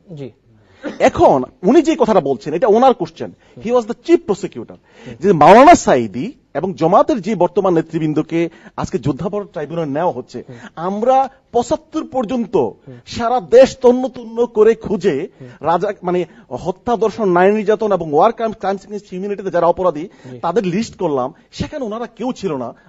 গোলাম আজম সাহেব ছিলেন না? Of course not. গোলাম আজম সাহেব ছিলেন না, নিজামী সাহেব ছিলেন না, না ছিলেন না। ওকে, মুজাহিদ সাহেব ছিলেন। আচ্ছা আচ্ছা, এক মিনিট, আমরা আসতেছি, আমি আপনার কাছে আসতেছি, আমাকে শেষ করতে দেন। মানে হত্যা, ধর্ষণ, আমার বক্তব্য আমি ক্লিয়ার করিনি। হত্যা, ধর্ষণ, নারী নির্যাতন, অগ্নিসংযোগ অথবা ওয়ার ক্রাইমস এর লিস্টে অধ্যাপক গোলাম আজম ছিলেন না, নিজামী সাহেব ছিলেন না, মুজাহিদ সাহেব ছিলেন না, মাওলানা সাঈদী ছিলেন না, আলিয়া তারপর হচ্ছে যে কামরুজ্জামান ছিলেন না, কাদের মোল্লা ছিলেন না। আমার বক্তব্য ক্লিয়ার। কে ছিল আপনাদের দল থেকে? আমাদের দলের মধ্যে থেকে এই অপরাধগুলোর জন্য একটি অভিযুক্ত ছিলেন ওয়ার ক্রাইমে, মানে যুদ্ধ অপরাধী ছিল না। ধন্যবাদ মোল্লার ভাই। আমি এখন যাচ্ছি নিজুম মজুমদার আপনার কাছে। এজ এ লয়ার ওনার কথার আপনি উত্তর দেবেন। উনি বলছে, এবং দুইটা কোয়েশ্চেন আপনার কাছে। একটা হচ্ছে উনি বলছেন, আপনার পাশের কাউন্সিলর বলছেন যে সব দলকে ইনক্লুড করা উচিত, উনি বলছেন ভবিষ্যতে করা হবে, উনি বলছেন যে উনার দলের কেউই মানে প্রথম সারি কেউই যুদ্ধ অপরাধী না। এখানে একটা কথা, একটা ইনফরমেশন গ্যাপ রয়ে গেছে, সেটা হচ্ছে যে উনি সম্ভবত জানেন না যে অলরেডি মোবারক আলী যে হচ্ছে ব্রাহ্মণবাড়িয়ার যে রাজাকার, আমি বলছি আপনি তো এইভাবে চুজ করে দিতে পারবেন না যে একে ধরতে হবে ওকে ধরতে হবে। আপনি বলছেন যে আওয়ামী লীগ থেকে ধরা হয়েছে কিনা, ব্যাপারটা কিন্তু এক ধরনের আপনার যে রুমাল খেলা না, যে একে গিয়ে বলবো আওয়ামী লীগ থেকে 5টা ধরবো, এভাবে না। এখানে ব্যাপারটা যেটা আমাকে বুঝতে হবে, না এটিএন বাংলা একটা ডকুমেন্টারি দেখছি ডক্টর আনোয়ারকে নিয়ে, আমি এটা দেখেছি এবং এটা কিন্তু আন্ডার ইনভেস্টিগেশন, আপনার অবগতির জন্য জানা যাচ্ছে। আওয়ামী লীগ থেকে একজনকে ধরা হয়েছে মোবারক আলী, ব্রাহ্মণবাড়িয়ার আওয়ামী লীগের নেতা। এটা হচ্ছে আমার এখানে শেষ। আপনারা বলছেন যে ধরা হচ্ছে কিনা, এখানে কিন্তু শুধু জামায়াত থেকে ধরা হয়নি, এখানে কিন্তু বিএনপি থেকেও ধরা হচ্ছে সালাউদ্দিন কাদের চৌধুরী এবং আব্দুল আলিমকে, এবং জাতীয় পার্টির যদি কেউ থেকে থাকে। আমি একটা ইন্টারফেয়ার করি আপনাকে, সালাউদ্দিন কাদের চৌধুরীকে কি কোন অপরাধে ধরা হলো? সালাউদ্দিন কাদের চৌধুরীকে প্রথমে ধরা হয়েছে মগবাজার একটা গাড়ি পোড়ানোর মামলায়, পরবর্তীতে তাকে শোন অ্যারেস্ট দেখানো হয়েছে, যুদ্ধ অপরাধীতে নেওয়া হয়েছে। এখানে তাকে পরবর্তীতে তার যুদ্ধ হওয়ার পর আমি মিডিয়ার মাধ্যমে জানতে পারলাম যেটা, যে তার আব্বা ছিল শান্তি কমিটির চেয়ারম্যান চিটাগং এর, এম রাইট? এই জন্যই সে আসলে চৌধুরীর ব্যাপারটা একটু ডিফারেন্ট। আমি একটু এটাতে আসছি, আমি কোশ্চেনটা আপনাকে শেষ করি যে সালাউদ্দিন কাদের চৌধুরীর আব্বা ছিল শান্তি কমিটির চেয়ারম্যান, দ্যাটস ওয়াই তাকে রাজাকার হিসেবে অভিহিত করা হয়েছে, এম রাইট? এটাই তো একটু ভুল আছে। আচ্ছা ঠিক আছে, আপনার কথা আমি ধরে নিচ্ছি যুক্তির খাতিরে। যদি উনাকে উনার বাপের অপরাধের কারণে, আচ্ছা হ্যাঁ আপনি বলেন। না আসলে এখানে আবু বকর মোল্লা যে কথাটি বললেন, এখানে আমি একটু অপোজ করব। সেটা হচ্ছে যে কামরুজ্জামানের বিরুদ্ধে 2টা মামলা হয়েছে। আমি বলছি, আপনি বলছেন যে শীর্ষ নেতাদেরকে যাদেরকে ধরা হয়েছে তাদের ব্যাপারে কোনো মামলা হয়েছে কিনা। শহীদ বদিউজ্জামানের ভাই 2টো মামলা করেছিলেন 1972 সালে। কেমন? এটা করেছে কামরুজ্জামানের এগেইনস্টে করেছে, এবং নতুন চন্দ্র সিং এর ছেলে, নতুন চন্দ্র সিং এর যিনি যাকে মেরে ফেলা হয়েছে তার ছেলে 2টো মামলা করেছে। একটা হচ্ছে সাকার সাকার বাবার নামে, একটা হচ্ছে সাকার নিজের নামে। এখানে দুটো মামলা। সাকার নামে করার কারণটা কি বলেন? সাকার কারণ সাকা কিন্তু উপস্থিত ছিল। আপনি সম্ভবত জানেন যে সাকার ইন্ডিকমেন্ট অর্ডার যদি আপনি দেখেন তাহলে আপনি দেখবেন যে সাকার নামে যে মামলাগুলো হয়েছে তার মধ্যে কিন্তু একটা প্রাইম মামলা হচ্ছে নতুন চন্দ্র সিংহকে যে হত্যা করা হয়েছে, এই হত্যাকারী হিসেবে তাকে কিন্তু ধরা হয়েছে এবং গুড হিলসে যে অত্যাচার করা হতো। তাহলে এই প্রশ্নের মাধ্যমে আমি একটা উত্তর দিয়ে দিলাম, সেটা হচ্ছে যে বলা হচ্ছে না, যেটা হচ্ছে যে শীর্ষ অপরাধের ভেতরে যে কারো নামে মামলা করা হয়েছে কিনা। এখন আসছি গোলাম আজমের ব্যাপারে। গোলাম আজমের ব্যাপার যেটা হয়েছে সেটা হচ্ছে গোলাম আজমের কিন্তু দালাল আইনের আন্ডারে একটা সুনির্দিষ্ট একটা ডেট ছিল। আমি খুবই দুঃখিত যে আমি ডেটটা বলতে পারছি না। একটা কথা মাথায় রাখবেন যে তার কিন্তু যে 39 জন নাগরিকের নাগরিকত্ব বাতিল করা হয়েছে তার ভেতর কিন্তু 18 নম্বরে রয়েছে গোলাম আজমের নাম। তো যেই লোকটি যদি অপরাধ নাই করে থাকে তাকে তো আপনার নাগরিকত্ব বাতিলই করতে পারে না। এটা হচ্ছে কথা। তার মানে তাকে দালাল আইনে হাজির করতে বলা হয়েছিল।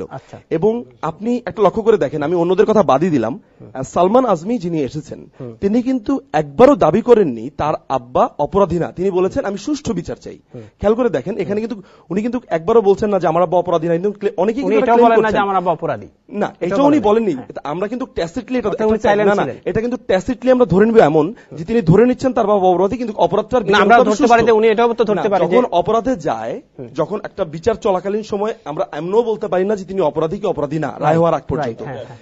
এটা তো আমরা প্রিজাম্পশন অফ ইনোসেন্স ধরেই নিচ্ছি। কিন্তু আমি যেটা বলতে চাচ্ছি সেটা হচ্ছে যে সালমান আজমি কিন্তু একবারও দাবি করেননি যে তার বাবা কখনই, যেমন এলিবাই ডিফেন্স অনেকে করছে যে আমি ওখানে ছিলামই না, আমার নাম এটাই না, এটা একটা গেল। সেখানে কিন্তু সালমান আজমি বলছেন যে সুষ্ঠু বা তদন্ত বা সুষ্ঠু বিচার। এটা আসলে এত ছোট প্রোগ্রামে এত মানুষ এখানে রয়েছেন, আমার পক্ষে সম্ভব না। বিশাল একটা আলোচনা। আবু বকর মোল্লা সম্ভবত জানেন, এখানে ব্যারিস্টার ফখরুল উনিও জানেন যে এটা একটা বিশাল আলোচনা। উনার কথাটা ছিল যে উনার দলের শীর্ষস্থানীয় কেউ যুদ্ধ অপরাধ, আমি অবশ্যই আপনি জবাব দেন, উনার দলের শীর্ষস্থানীয় কেউ যুদ্ধ অপরাধী ছিল না। আমি সবার কথা বলছি, আমি নট অনলি কামরুজ্জামান, গোলাম সাহেব, নিজামী। এখানে কিন্তু একটা কথা, আপনার কোশ্চেনটা ওনাকে ছিল কিনা, এখানে মোল্লা ভাই ব্যারিস্টার, এখানে ফখরুল ভাই ব্যারিস্টার, ওনারা জানেন যে আমরা যখন ল পড়েছি তখন কিন্তু এখানে ইনফ্যাক্ট এখানে যারা আছেন, এখানে অনেক বছর ধরে এখানে আছেন, তারা এই দেশের আইন কানুন জানেন। এই যে আঙ্কেল বলছিলেন যে বলছিলেন আপনার যে রিপারের কেসটার কথা, এখানে কিন্তু অনেক মামলা হয়েছে। আমার কোশ্চেনটা হচ্ছে যে ছিল কিনা, আপনি আমাকে জাস্ট উত্তরটা আমি আপনাকে উদাহরণটা দিয়ে এটা বলতে হবে যে 1972 সালে যদি, আমি তো বলেছি কামরুজ্জামানের কথা, আপনি তারপরও বলছেন গোলাম আজমের বিরুদ্ধে যে মামলা হয়েছে সেটা তো আমি আপনাকে বলেছি, কামরুজ্জামানের বিরুদ্ধে বলেছি, সাকার বিরুদ্ধে বলেছি। আর যারা ছিল আমার জানা মতে তাদের বিরুদ্ধে আমি মামলার কথাটা জানি না। কিন্তু এখানে একটা পয়েন্ট শুড বি নোটেড, সেটা হচ্ছে এমন যে 1972 সালের দালাল আইনে যদি কারো বিরুদ্ধে মামলা না হয়, এটার মানে এই না যে সে আসলে অপরাধী না। তাকে যদি ধরেন কোন একটা মুসলিম সম্মেলনে নিয়ে যাওয়া হয়, গণ্যমান্য একটা পদেও রাখা হয়, তিনি যদি ইউনিভার্সিটিতে পড়েন, এর মানে এই না যে তিনি অপরাধী না। হয়তো বা এটা অ্যাডমিনিস্ট্রেটিভ ভুল থাকতে পারে, এখানে পলিটিক্যাল কোন রিজন থাকতে পারে, সেখানে পলিটিক্যাল বায়াসনেস থাকতে পারে। ধন্যবাদ। আমরা সংক্ষেপে বলবেন প্লিজ, আপনি পয়েন্টটা সংক্ষেপে বলবেন, মাইক্রোফোনটা ওনাকে দেন। সংক্ষেপে আমরা আবার ঘুরে আসবো। আমি শুধু একটা কথা বলি, শুনুন, সংক্ষেপে বলবেন প্লিজ, খুবই সংক্ষেপে। সেটা হলো যে দেখেন, সাকা চৌধুরীর বিরুদ্ধে যে মামলাটা হয়েছে সেটাও কিন্তু আসলে যুদ্ধ অপরাধ মামলা দিয়ে শুরু হয়নি, এটা আপনারাই বলছেন। এর আগের আরেকটা কথা আছে, সেটা হচ্ছে যে মাওলানা দেলোয়ার হোসেন সাঈদী, পার্টিকুলারলি যে জাজমেন্টটা এখন সবচেয়ে বিতর্কিত এবং সবচেয়ে গুরুত্বপূর্ণ, মাওলানা দেলোয়ার হোসেন সাঈদীর বিরুদ্ধেও কিন্তু একই ব্যাপার। ওনাকে সর্বপ্রথম অ্যারেস্ট করা হয়েছে যে ধর্মীয় অনুভূতিতে আঘাত দেওয়ার মামলায়। আচ্ছা, সেখানে ওনাকে 22 দিন রিমান্ডে নেওয়া হয়েছে। আচ্ছা, এবং 14টা মামলা ফাইল করা হয়েছে, এর মধ্যে একটাও কিন্তু যুদ্ধ অপরাধের মামলা ছিল না। সবগুলো উনি হাইকোর্ট থেকে, ওই 2008 সালে যখন 10 সালে যখন ওনাকে ধরে। আচ্ছা, এরপরে 14টা মামলা ওনার বিরুদ্ধে করা হয়েছে, প্রত্যেকটা মামলা উনি হাইকোর্ট থেকে জামিন নিছেন। আচ্ছা, যখন সর্বশেষ সবগুলো মামলা উনি জামিন নিছেন, তখনই শুধুমাত্র ওনাকে সর্বপ্রথম যুদ্ধ অপরাধী ইস্যুতে ওনাকে জড়ানো হয়। আচ্ছা, আমার বক্তব্য হচ্ছে, দেখেন আজকে খুব দুর্ভাগ্য এই জাতির, আজকে বাংলাদেশে ধর্ম নিয়ে, ইসলাম নিয়ে, নবী নিয়ে, রাসূল নিয়ে এমন কোন নিকৃষ্টতম কথা নাই যা বলা হয় না, কিন্তু কোন ধর্মীয় অনুভূতিতে আঘাত দেওয়ার মামলা হয় না। যিনি সারা জীবন কোরআনের দাওয়াত দিয়েছেন ওনার বিরুদ্ধে মামলা হয়। গিভেন দ্য সিচুয়েশন, আমি একটা ডকুমেন্ট, আমি একটা ডকুমেন্ট নিয়ে এসেছি। ওনারা যে বলছেন মামলা হয়নি, সে সময় মামলা হয়েছে। যারা প্রকৃত অপরাধী তাদের বিরুদ্ধে অবশ্যই মামলা হয়েছে। আমার হাতে যে এজাহারটা দেখেন, এই এজাহারটা হচ্ছে মাওলানা সাঈদীর 2টা কাউন্টে ওনাকে মৃত্যুদণ্ড দেওয়া হয়েছে। তার মধ্যে একটা কাউন্ট হচ্ছে ইব্রাহিম কুট্টি হত্যা মামলা। এই এজাহারটা ইব্রাহিম কুট্টির ওয়াইফ যখন ইব্রাহিম কুট্টি মারা গেছেন তার পরপরই এই এজাহারটা দায়ের করছেন। আচ্ছা, আপনি আমাকে একটা কথা বলেন আমাকে, যে আপনার মারা যাওয়ার পরে 3 মাসের মাথায় যদি আপনার ওয়াইফ মামলা করে, তাহলে আপনার ওয়াইফ কি বেশি জানবে যে কে তাকে হত্যা করছে, নাকি 40 বছর পরে সরকার জানবে? ধন্যবাদ। 30 সেকেন্ড। এখন এই মামলাটায় সাইদি সাহেবের নাম নেই, এবং দেলু শিকদারও নেই, এবং দেল্লা রাজাকারও নেই। তাহলে কেন আজকে সাইদি সাহেবকে এই মামলাতে ফাঁসি দেওয়া হলো? বিপ্লব, আমরা এরপরে আসবো আনোয়ার ভাইয়ের কাছে। বিপ্লব পোদ্দার সাহেব, আচ্ছা আপনার কাছে একটু, আমার দলের ব্যাপারে যদি একটু কথা আসছে, আপনি একটু পরে আমরা ঘুরে আসছি 1 মিনিট পরে। আচ্ছা, আপনার কাছে কোশ্চেনটা একটু আলাদা, যে আমরা প্রথম থেকেই বাংলাদেশের প্রতিষ্ঠা কাল থেকে আমরা হিন্দু বৌদ্ধ সবাই একত্রে থাকি, মুসলমান। আমার মনে হয় আপনারা ঈদের সময় মুসলমানের বাড়িতে যান, আমরা দুর্গা পূজার সময়, তাহলে কেন আজকে হিন্দু বাড়িতে হামলা করা হচ্ছে, বৌদ্ধ বাড়িতে হামলা করা হচ্ছে, মন্দির পোড়ানো হচ্ছে, এবং সেটা কোনো দলীয় লোক কিনা? আপনার কি মনে হয়, আপনার ওপিনিয়নটা প্লিজ? সুন্দর প্রশ্ন, হ্যাঁ, সুন্দর প্রশ্ন করার জন্য। আমার মনে হয় আমরা একটু আজকের উত্তেজনায় বা বাংলাদেশের সাম্প্রতিক পরিস্থিতিতে একটি সত্য শোভন জিনিস ভুলে যেতে বসেছি, সেটা রিমাইন্ড করাচ্ছি আমি। আশা করি আপনারা সবাই একমত হবেন।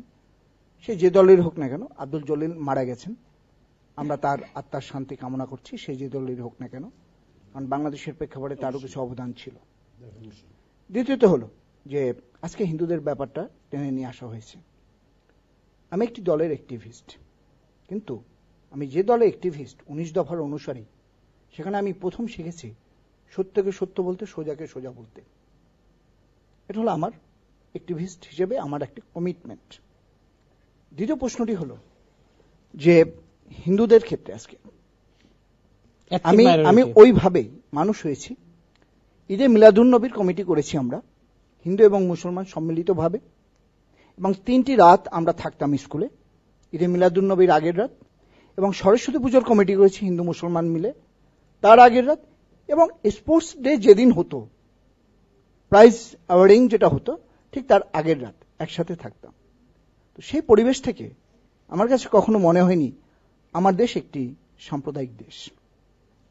এবং আমি সর্বপ্রথম দেখলাম যখন মন্দিরে কিছু ভাঙচুর শুরু হলো, শহীদ মিনারের কিছু ভাঙচুর শুরু হলো, তখন সর্বপ্রথম দেশনেত্রী বেগম খালেদা জিয়া উদ্বেগ এবং প্রতিবাদ করলেন হিন্দুদের এবং সংখ্যালঘুদের রক্ষা করার জন্য। আপনার ধারণা মতে? আমি সেখানেই আসছি, মানে point of order, stage by stage. একটু যদি বেগম খালেদা জিয়া করেই থাকেন প্রতিবাদ, যে প্রশ্নটি আগে ছিল যে তারা করেছেন কেন, এখন এবং সরকার বলছেন মাঝে মধ্যে। এই প্রশ্ন বলি, আমি ধরেন আজকে এই ল্যাপটপটা নিয়ে গেলাম, নিয়ে গিয়ে আবার আমি মামলা করলাম, করতে পারি না? না, সেটা হলো যে এই নাট্যমঞ্চ তো না, রাজনীতি সহজ, নাটক করে সাময়িকভাবে ভোলানো যায়। তাহলে আপনার মতে কারা ততক্ষণই কাঁদবে। এই যে এথনিক মাইনরিটি নির্যাতন কারা করলো আপনার মতে? এথনিক মাইনরিটি হলো সবসময় প্রত্যেকটা দেশের সংখ্যালঘুরা এমন একটা জাতি যে রাজনৈতিক যারা ভণ্ড রাজনীতিবিদ, তাদের একটা হাতিয়ার, তাদেরকে অত্যাচার করে তাদের মনোবাসনা লালনা পূর্ণ করা। যারা ভণ্ড রাজনীতিবিদ, এখন আসুন যে আমরা কাদেরকে মিন করতে চাচ্ছি। রাইট। আজকে যারা রাজনীতিবিদ রয়েছেন তাদের প্রত্যেকের কাছে আমার এই ব্রিটেন থেকে অনুরোধ, কারণ আমি উপদেশ দিতে পারবো না, কারণ আজ বাংলাদেশে নেই, বাংলাদেশের যে পরিস্থিতি তাতে আজ আমার বাংলাদেশে গিয়ে যুদ্ধে অংশগ্রহণ করা উচিত। আমার প্রশ্নটা আমরা মিডিয়াতে জানতে পারছি যে এটা একটা গ্রুপ বলছে জামাত শিবির করছে, আবার জামাত শিবির বলল যে আমরা এটা প্রোটেস্ট করতে। আমি বিশ্বাস করি না জামাত শিবির যেখানে তার অস্তিত্ব টিকিয়ে রাখার জন্য ব্যস্ত, সেখানে গিয়ে সে আজকে মন্দিরে ভাঙচুর করে বিএনপি করছে। আমার কাছে মনে হয় ওই যে তাদের যে দোসর ইরশাদ সাহেব রয়েছেন, ইরশাদ সাহেব 90 সালে একইভাবে মন্দির ভেঙে থাকার চেষ্টা করেছিলেন, তারই সেই তার বোনকে উপদেশ দিয়েছেন কিনা যে তুমি এটা করো, এটা ভাবে। আর একটা জিনিস যে হায়নার যে চোখ পড়েছে বাংলাদেশ থেকে, সেখান থেকে আসুন এখানে আরেকটা, আর এই যুদ্ধপরাধ হিসেবে যুবলীগ যে পাগল সেজে একটা খবর আসছে এই ব্যাপারে। হ্যাঁ, যুবলীগ, হ্যাঁ, এটা হলো যে আমি আরেকটা বৈঠকে বলেছিলাম যে মুক্তিযুদ্ধ মেশিন, মুক্তিযুদ্ধ আর মুক্তিযুদ্ধের মধ্যে নেই, মুক্তিযুদ্ধ আর মুক্তিযুদ্ধ জাদুঘরে নেই, মুক্তিযুদ্ধ আর শহীদ বুদ্ধিজীবী কবরে নেই, মুক্তিযুদ্ধ একটা মেশিন হয়ে গেছে আওয়ামী লীগের কাছে। আজকের যদি গোলাম আজম সাহেব একটা বারের জন্য আওয়ামী লীগে যোগ দেন, কালকে থেকে মুক্তিযুদ্ধ হয়ে বেরোবেন, এটা আমি একেবারে গ্যারান্টি দিতে। আপনি কি এই কাজগুলো কে করতেছে, কোন দল করতেছে আপনার মতে? আমি সেটা, আপনি যেহেতু এথনিক মাইনরিটি, আপনারা সংখ্যালঘু বাংলাদেশ, এই দায়িত্বটা সরকারের এবং সরকারকেই নিতে হবে। আর দ্বিতীয়ত বলে দিচ্ছি, দেলোয়ার হোসেন সাইদি সাহেব, প্রশ্নটি বিভিন্নভাবেই এসছে, যারা বিভিন্ন রাজনীতিবিদ রয়েছেন, আমার পাশে রয়েছেন আনোয়ার ভাই, ওহিদ ভাই, লস্কর ভাই, আমরা সবাই দেখুন, আমরা এত ভালো, একটু কিন্তু উত্তেজনার পরেও আমরা বসতে পারি।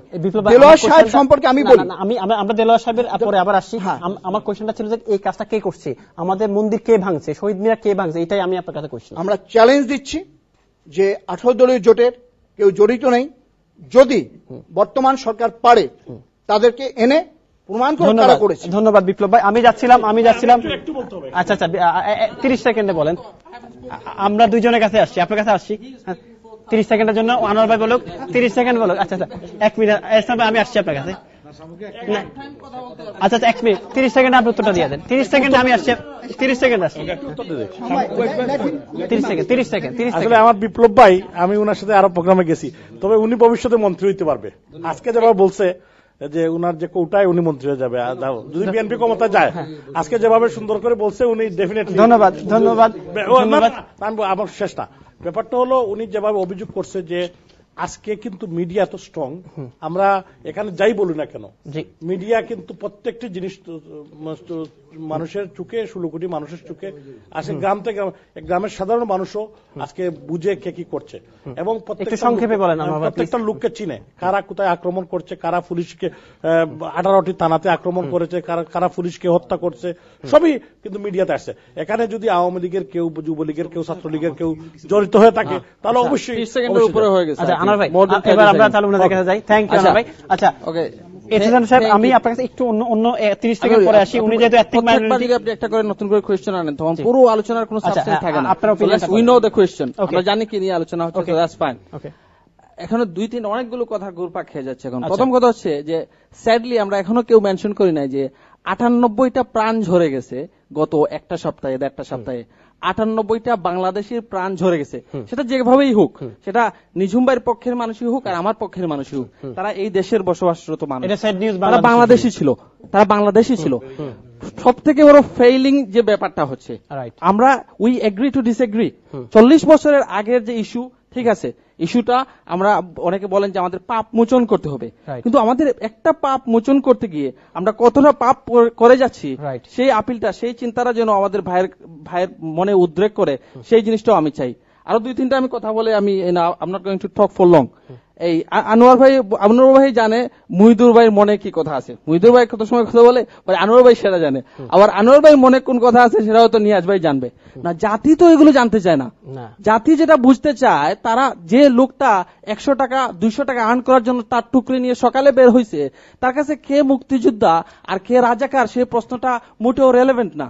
নাও আপনি একজন আইনে পড়ালেখা করেও, আমি বড় হয়েও আমরা ওই জিনিসটা নিশ্চিত করতে পারছি না। আপনি যতটুকু দেশকে ভালোবাসেন, আমিও ততটুকু দেশকে ভালোবাসি। আমার বাবা রাজাকার হতে পারে। আমি শেষ একটা উদাহরণ দিয়ে আমার কথা শেষ করে ফেলবো। আমার ঘরে আমার বাবা, উনি খুব বঙ্গবন্ধুর খুব ভক্ত, শেখ মুজিবুর রহমানের নামে উনি খুব পাগল। আবার আমার আম্মা, উনি খুব নামাজ পড়ে, তসবিহ পড়ে, উনি জামাতে ইসলামের প্রতি ভক্ত। উনি এত কিছু বুঝতে চায় না যে জামাত ইসলাম কি চায় না চায়। উনি যেটা জানে যে সাইদি সাহেবের ওয়াজ উনার ভালো লাগে, জামাত ইসলামে যে কাজগুলো করে ওনাকে ইসলামের দিকে টানে, সেজন্য। আবার ঘরে আমি কিছুটা বিএনপির পক্ষপাতী, যদিও আমি সরাসরি ফর্মালি কখনো বিএনপি করি নাই। আচ্ছা, কিন্তু সেই করে এখন যদি আমি বলি, আমার বাবা যদি আমার মাকে বলে রাজাকার, আর আমার ঘরে ভাত খেতে পারি না আমরা, তখন আমাদের বাচ্চাদের কি হবে? রাইট, তখন সেই কমন সেন্সটা আমাদের কবে আসে? এবং ফাইনাল পয়েন্ট যেটা হচ্ছে, 2টা প্রশ্ন, ইজি কোয়েশ্চেনের আনসার হচ্ছে 18 দলীয় জোট কেন এই হিন্দু মতাবলম্বীদের বাসায় হামলা করবে? ওইখানে হামলা হলে কার লাভ? পয়েন্ট কে পায়? সরকার পয়েন্ট পায়। সুতরাং ইভেন আমি জানি, আমি সবই পর্যন্ত দেখছি যে 18 দলীয় জোট আলটিমেটলি মন্দির পাহারা দিচ্ছে। আপনার কমন সেন্স, এটা তো পুলিশ ইনভেস্টিগেশনের ব্যাপার, কিন্তু আমার কমন সেন্স বলছে এই হামলা হওয়ার পর এটা যদি প্রচারণা পায়, কার লাভ হবে?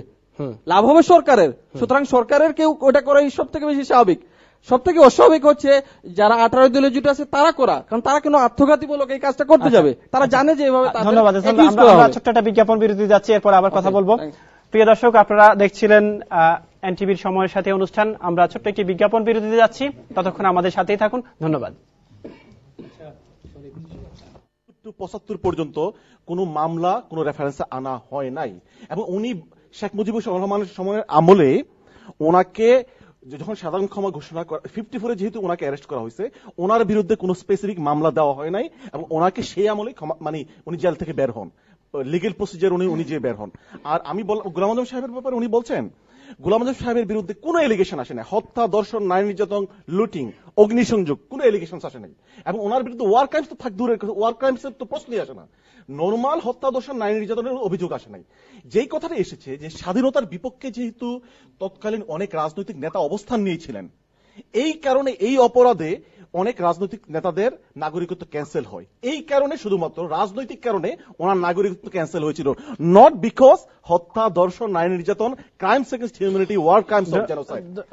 ধন্যবাদ, ধন্যবাদ, ধন্যবাদ, ধন্যবাদ। আমরা যাচ্ছিলাম মানে এই প্রশ্ন আমি জাস্ট 30 সেকেন্ডে বলে দিচ্ছি, আমি 30 সেকেন্ডে।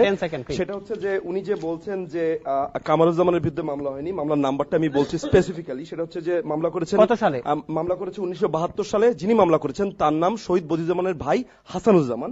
মামলার নাম্বার হচ্ছে ব্র্যাকেটের ভেতরে 572, জিআর নাম্বার 250, ব্র্যাকেটের ভেতরে 2, ব্র্যাকেট শেষ, এরপরে 72। ধন্যবাদ, হত্যা মামলা।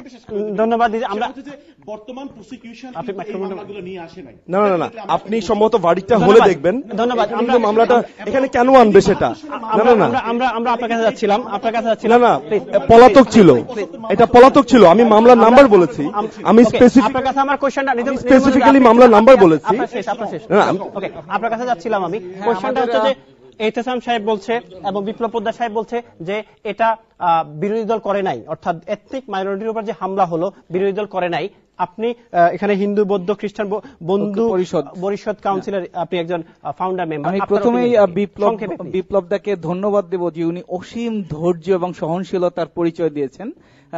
2001 সালে খালেদা জিয়া ক্ষমতা আসার পরে যে বর্বর আক্রমণ হয়েছিল সংখ্যালঘু হিন্দুদের উপরে, এটা সারা বিশ্ব জানে এবং সারা বিশ্ব ধিক্কার দিয়েছিল, যার জন্য খালেদা জিয়া, বেগম খালেদা, শ্রদ্ধেয় খালেদা জিয়া এখন পর্যন্ত সেটার জন্য কোনো ক্ষমা চায়নি বা কম্পেনসেশনের ব্যবস্থা করেনি।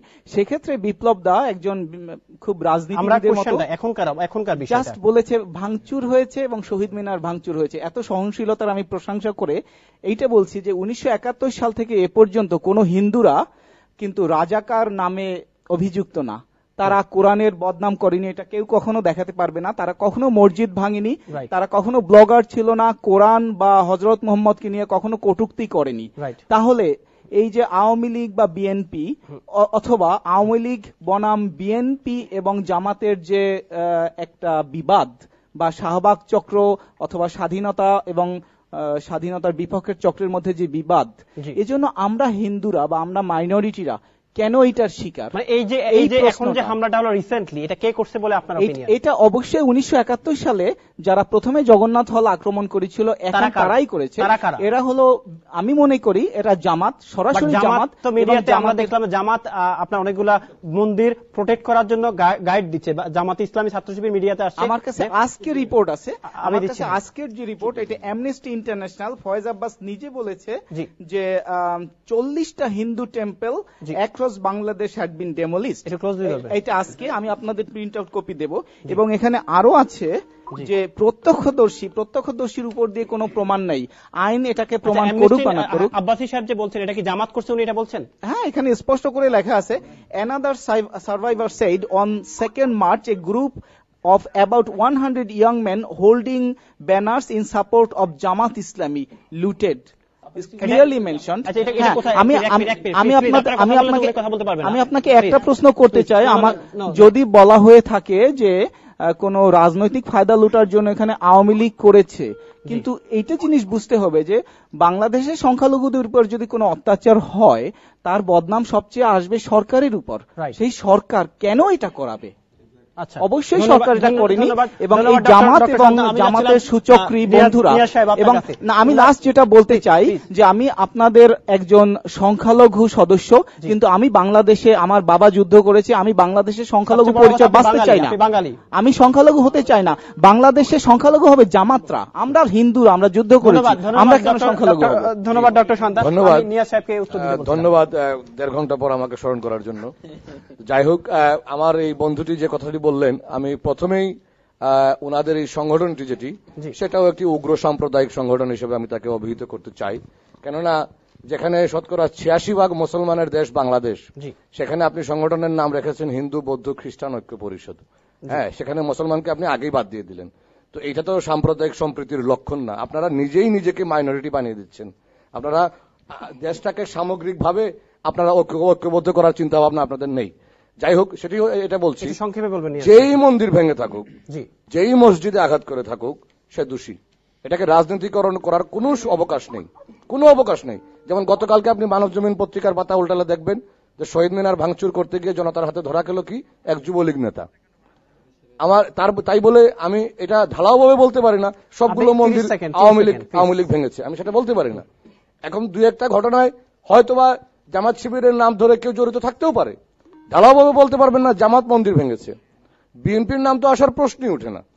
আমি সে কথাটাই বলছি, 40 বছরে দেশ যতটুকু এগিয়েছিল, এই যে একটি জাতিগত বিভক্তি সৃষ্টি করে বাংলাদেশকে আমি মনে করি আরো 50 বছর পেছনে নিয়ে যাওয়ার একটি ষড়যন্ত্র হচ্ছে। আপনার দেশকে ঐক্যবদ্ধ করাটা হচ্ছে কৃতিত্ব। ডিভাইড যে কেউ করতে পারে, হিন্দু মুসলমানের নামে, বৌদ্ধ খ্রিস্টানের নামে, আওয়ামী লীগ বিএনপির নামে, জামাত আওয়ামী লীগের নামে বিভক্ত করা খুবই সহজ, কিন্তু দেশকে এগিয়ে নিতে হলে জাতিকে ঐক্যবদ্ধ করতে হবে, সেটা হচ্ছে কৃতিত্ব। আমি যেটা আমি একটু বলছি, মানবতা বিরোধী অপরাধের কথা বলা হচ্ছে। এই যে রিসেন্টলি গত সপ্তাহে যে গণহত্যা হলো, এটা মানবতা বিরোধী অপরাধের পর্যায়ে পড়ে না? এটা পড়ে না? পুলিশকে আমরা দেখেছি র্যাব, উনি বলছে, উনি বলতে দেন না না, আপনি যদি এখন ল নিজে আপনি গাইড করে দেন তাহলে তো হবে না। না প্লিজ আপনাদেরকে কোন দণ্ডবিধিতে যে দণ্ড দেওয়া হবে সেটা তো আমি নিজেও বুঝে পাই না। যারা এই শাহবাগে আন্দোলন আমরাও করেছি, আমরা ছাত্র রাজনীতি করেছি, এই যে শাহবাগে সিসিটিভি ক্যামেরার মধ্যে বসে আপনার 3 স্তরের নিরাপত্তার মধ্যে থেকে বিরিয়ানির প্যাকেট, মিনারেল ওয়াটার, মদ, গাঁজা, উদ্দাম নৃত্য, কোন ভদ্রলোকের মেয়ে রাস্তায় শুতে পারে না। আমি বিশ্বাস করি না কোন ভদ্রলোকের মেয়ে রাস্তায় শুবে। এই যে শাহবাগ আন্দোলনের নামে রাস্তার মধ্যে ট্যান্ট দিয়ে রাতে আপনি দেখবেন ঢলাঢলি করছে অপ্রাপ্তবয়স্ক ছেলে মেয়ে একসাথে শুচ্ছে। এখন কালচার না না, আজকে আপনাকে বলতে হবে আমার দেশটাকে আমি যাচ্ছিলাম লস্কর সাহেবের কাছে। লস্কর সাহেব আপনি বলবেন একটু প্লিজ, ওনাকে মাইক্রোফোনটা দেন প্লিজ। লস্কর সাহেব আপনি বলেন। আমাদের কাছে শত শত ছবি আছে, আমি আপনি বলেন সমস্ত অশ্লীলতা আমি জাতিকে অশ্লীল বানিয়ে দিচ্ছি। আমি শুনেন ভাই, প্লিজ একটা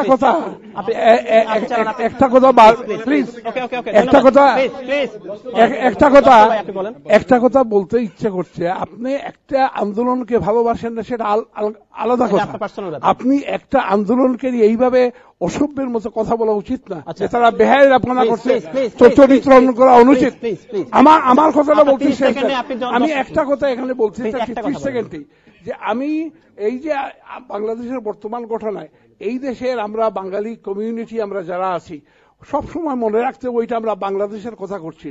বাংলাদেশের কমিউনিটি, এই দেশের বাংলাদেশের কমিউনিটিকে ভাঙানোর জন্য বহু ষড়যন্ত্র হচ্ছে, এবং সেটা যেন না হয়। ধন্যবাদ। এবং কাউকে আপনি 10 সেকেন্ডে না আমাদের প্রোগ্রাম শেষ। আমার দেশের একটি নিজস্ব সংস্কৃতি, আমাদের প্রোগ্রাম শেষ। মাইক্রোফোনটা আমাকে প্লিজ। ওহিদ ভাই আপনি সংক্ষেপে 30 সেকেন্ডে কিছু বলেন প্লিজ। না আমরা শেষ। হ্যালো, আচ্ছা আমাকে কথা বলতে দেন। Thank you. আপনি যে দায়িত্ব আমাদেরকে দিয়েছেন, গুরু দায়িত্ব আমি বলবো, যে এই জিনিসটা মানে বিচারকের সিটে বসে এই প্রোগ্রামের বিচার করা খুব মুশকিল। তারপর আমি আমার যেটা বলছি যে আমি ফেন্সে কোনোদিন থাকি না, আমার লাইফে কোনো সময় নাই। ইনজাস্টিস যেটা আমি ইনজাস্টিস সেটা বলি। বাংলাদেশে যে কিলিং সেটা কোনো অবস্থাতে এটা কাম্য নয়। যারাই হোক বিচার সুষ্ঠুভাবে হবে, ইন্টারন্যাশনাল স্ট্যান্ডার্ড হতে হবে, যেটা আজকে সবাই বলতেছেন, এমপিরা বলতেছেন, অ্যামনেস্টি ইন্টারন্যাশনাল বলতেছে, হিউম্যান রাইটস বলতেছে, তারপরে ইন্টারন্যাশনাল বার অ্যাসোসিয়েশন বলতে, আমরা সেইভাবেই বলি। আমরাও এখানে যারা আছি, আমি এটা বলতে চাই, আপনারা দয়া করে আই ক্যান মুল্লা ভাই let me finish. I can face anyone. আমি politician, I have no problem. যারা ক্রিটিসাইজ করে তাদের ক্রিটিসিজম আমি নিতে পারি, এখানে বসে আমি নিতে পারবো, এবং এটাকে আমি এটার উত্তরও দিতে পারবো। আমার যে রাইট আছে, আমার একটা ইন্ডিভিজুয়াল হিসাবে, আমরা অনেক কথা বলা হয়েছে, আমার যে ইন্ডিভিজুয়াল হিসাবে যে আমার যে কথাটা বলার যে একটা অধিকার আছে, প্রত্যেক মানুষের। আমি যেটা বলতে চাই সেটা হচ্ছে বাংলাদেশের মানুষ সুখে থাকুক, কোন ধরনের কিলিং কাম্য নয়, কোন ধরনের বাংলাদেশে অসাম্প্রদায়িক দাঙ্গা আমরা কাম্য করি না, কোন ধরনের শুনেন কোন ধরনের অসাম্প্রদায়িক দাঙ্গা আমরা কাম্য নয়। হিন্দুদের উপরে কোন ধরনের মন্দির ভাঙ্গা হোক এটা আমরা চাই না, এবং এটা কেউ যারা এটা এটা তীব্র প্রতিবাদ জানাই এবং এটা চলতে পারে না। আমরা শেষ পর্যায়ে আনোয়ার ভাই, সরি, আমরা শেষ আমাদের আর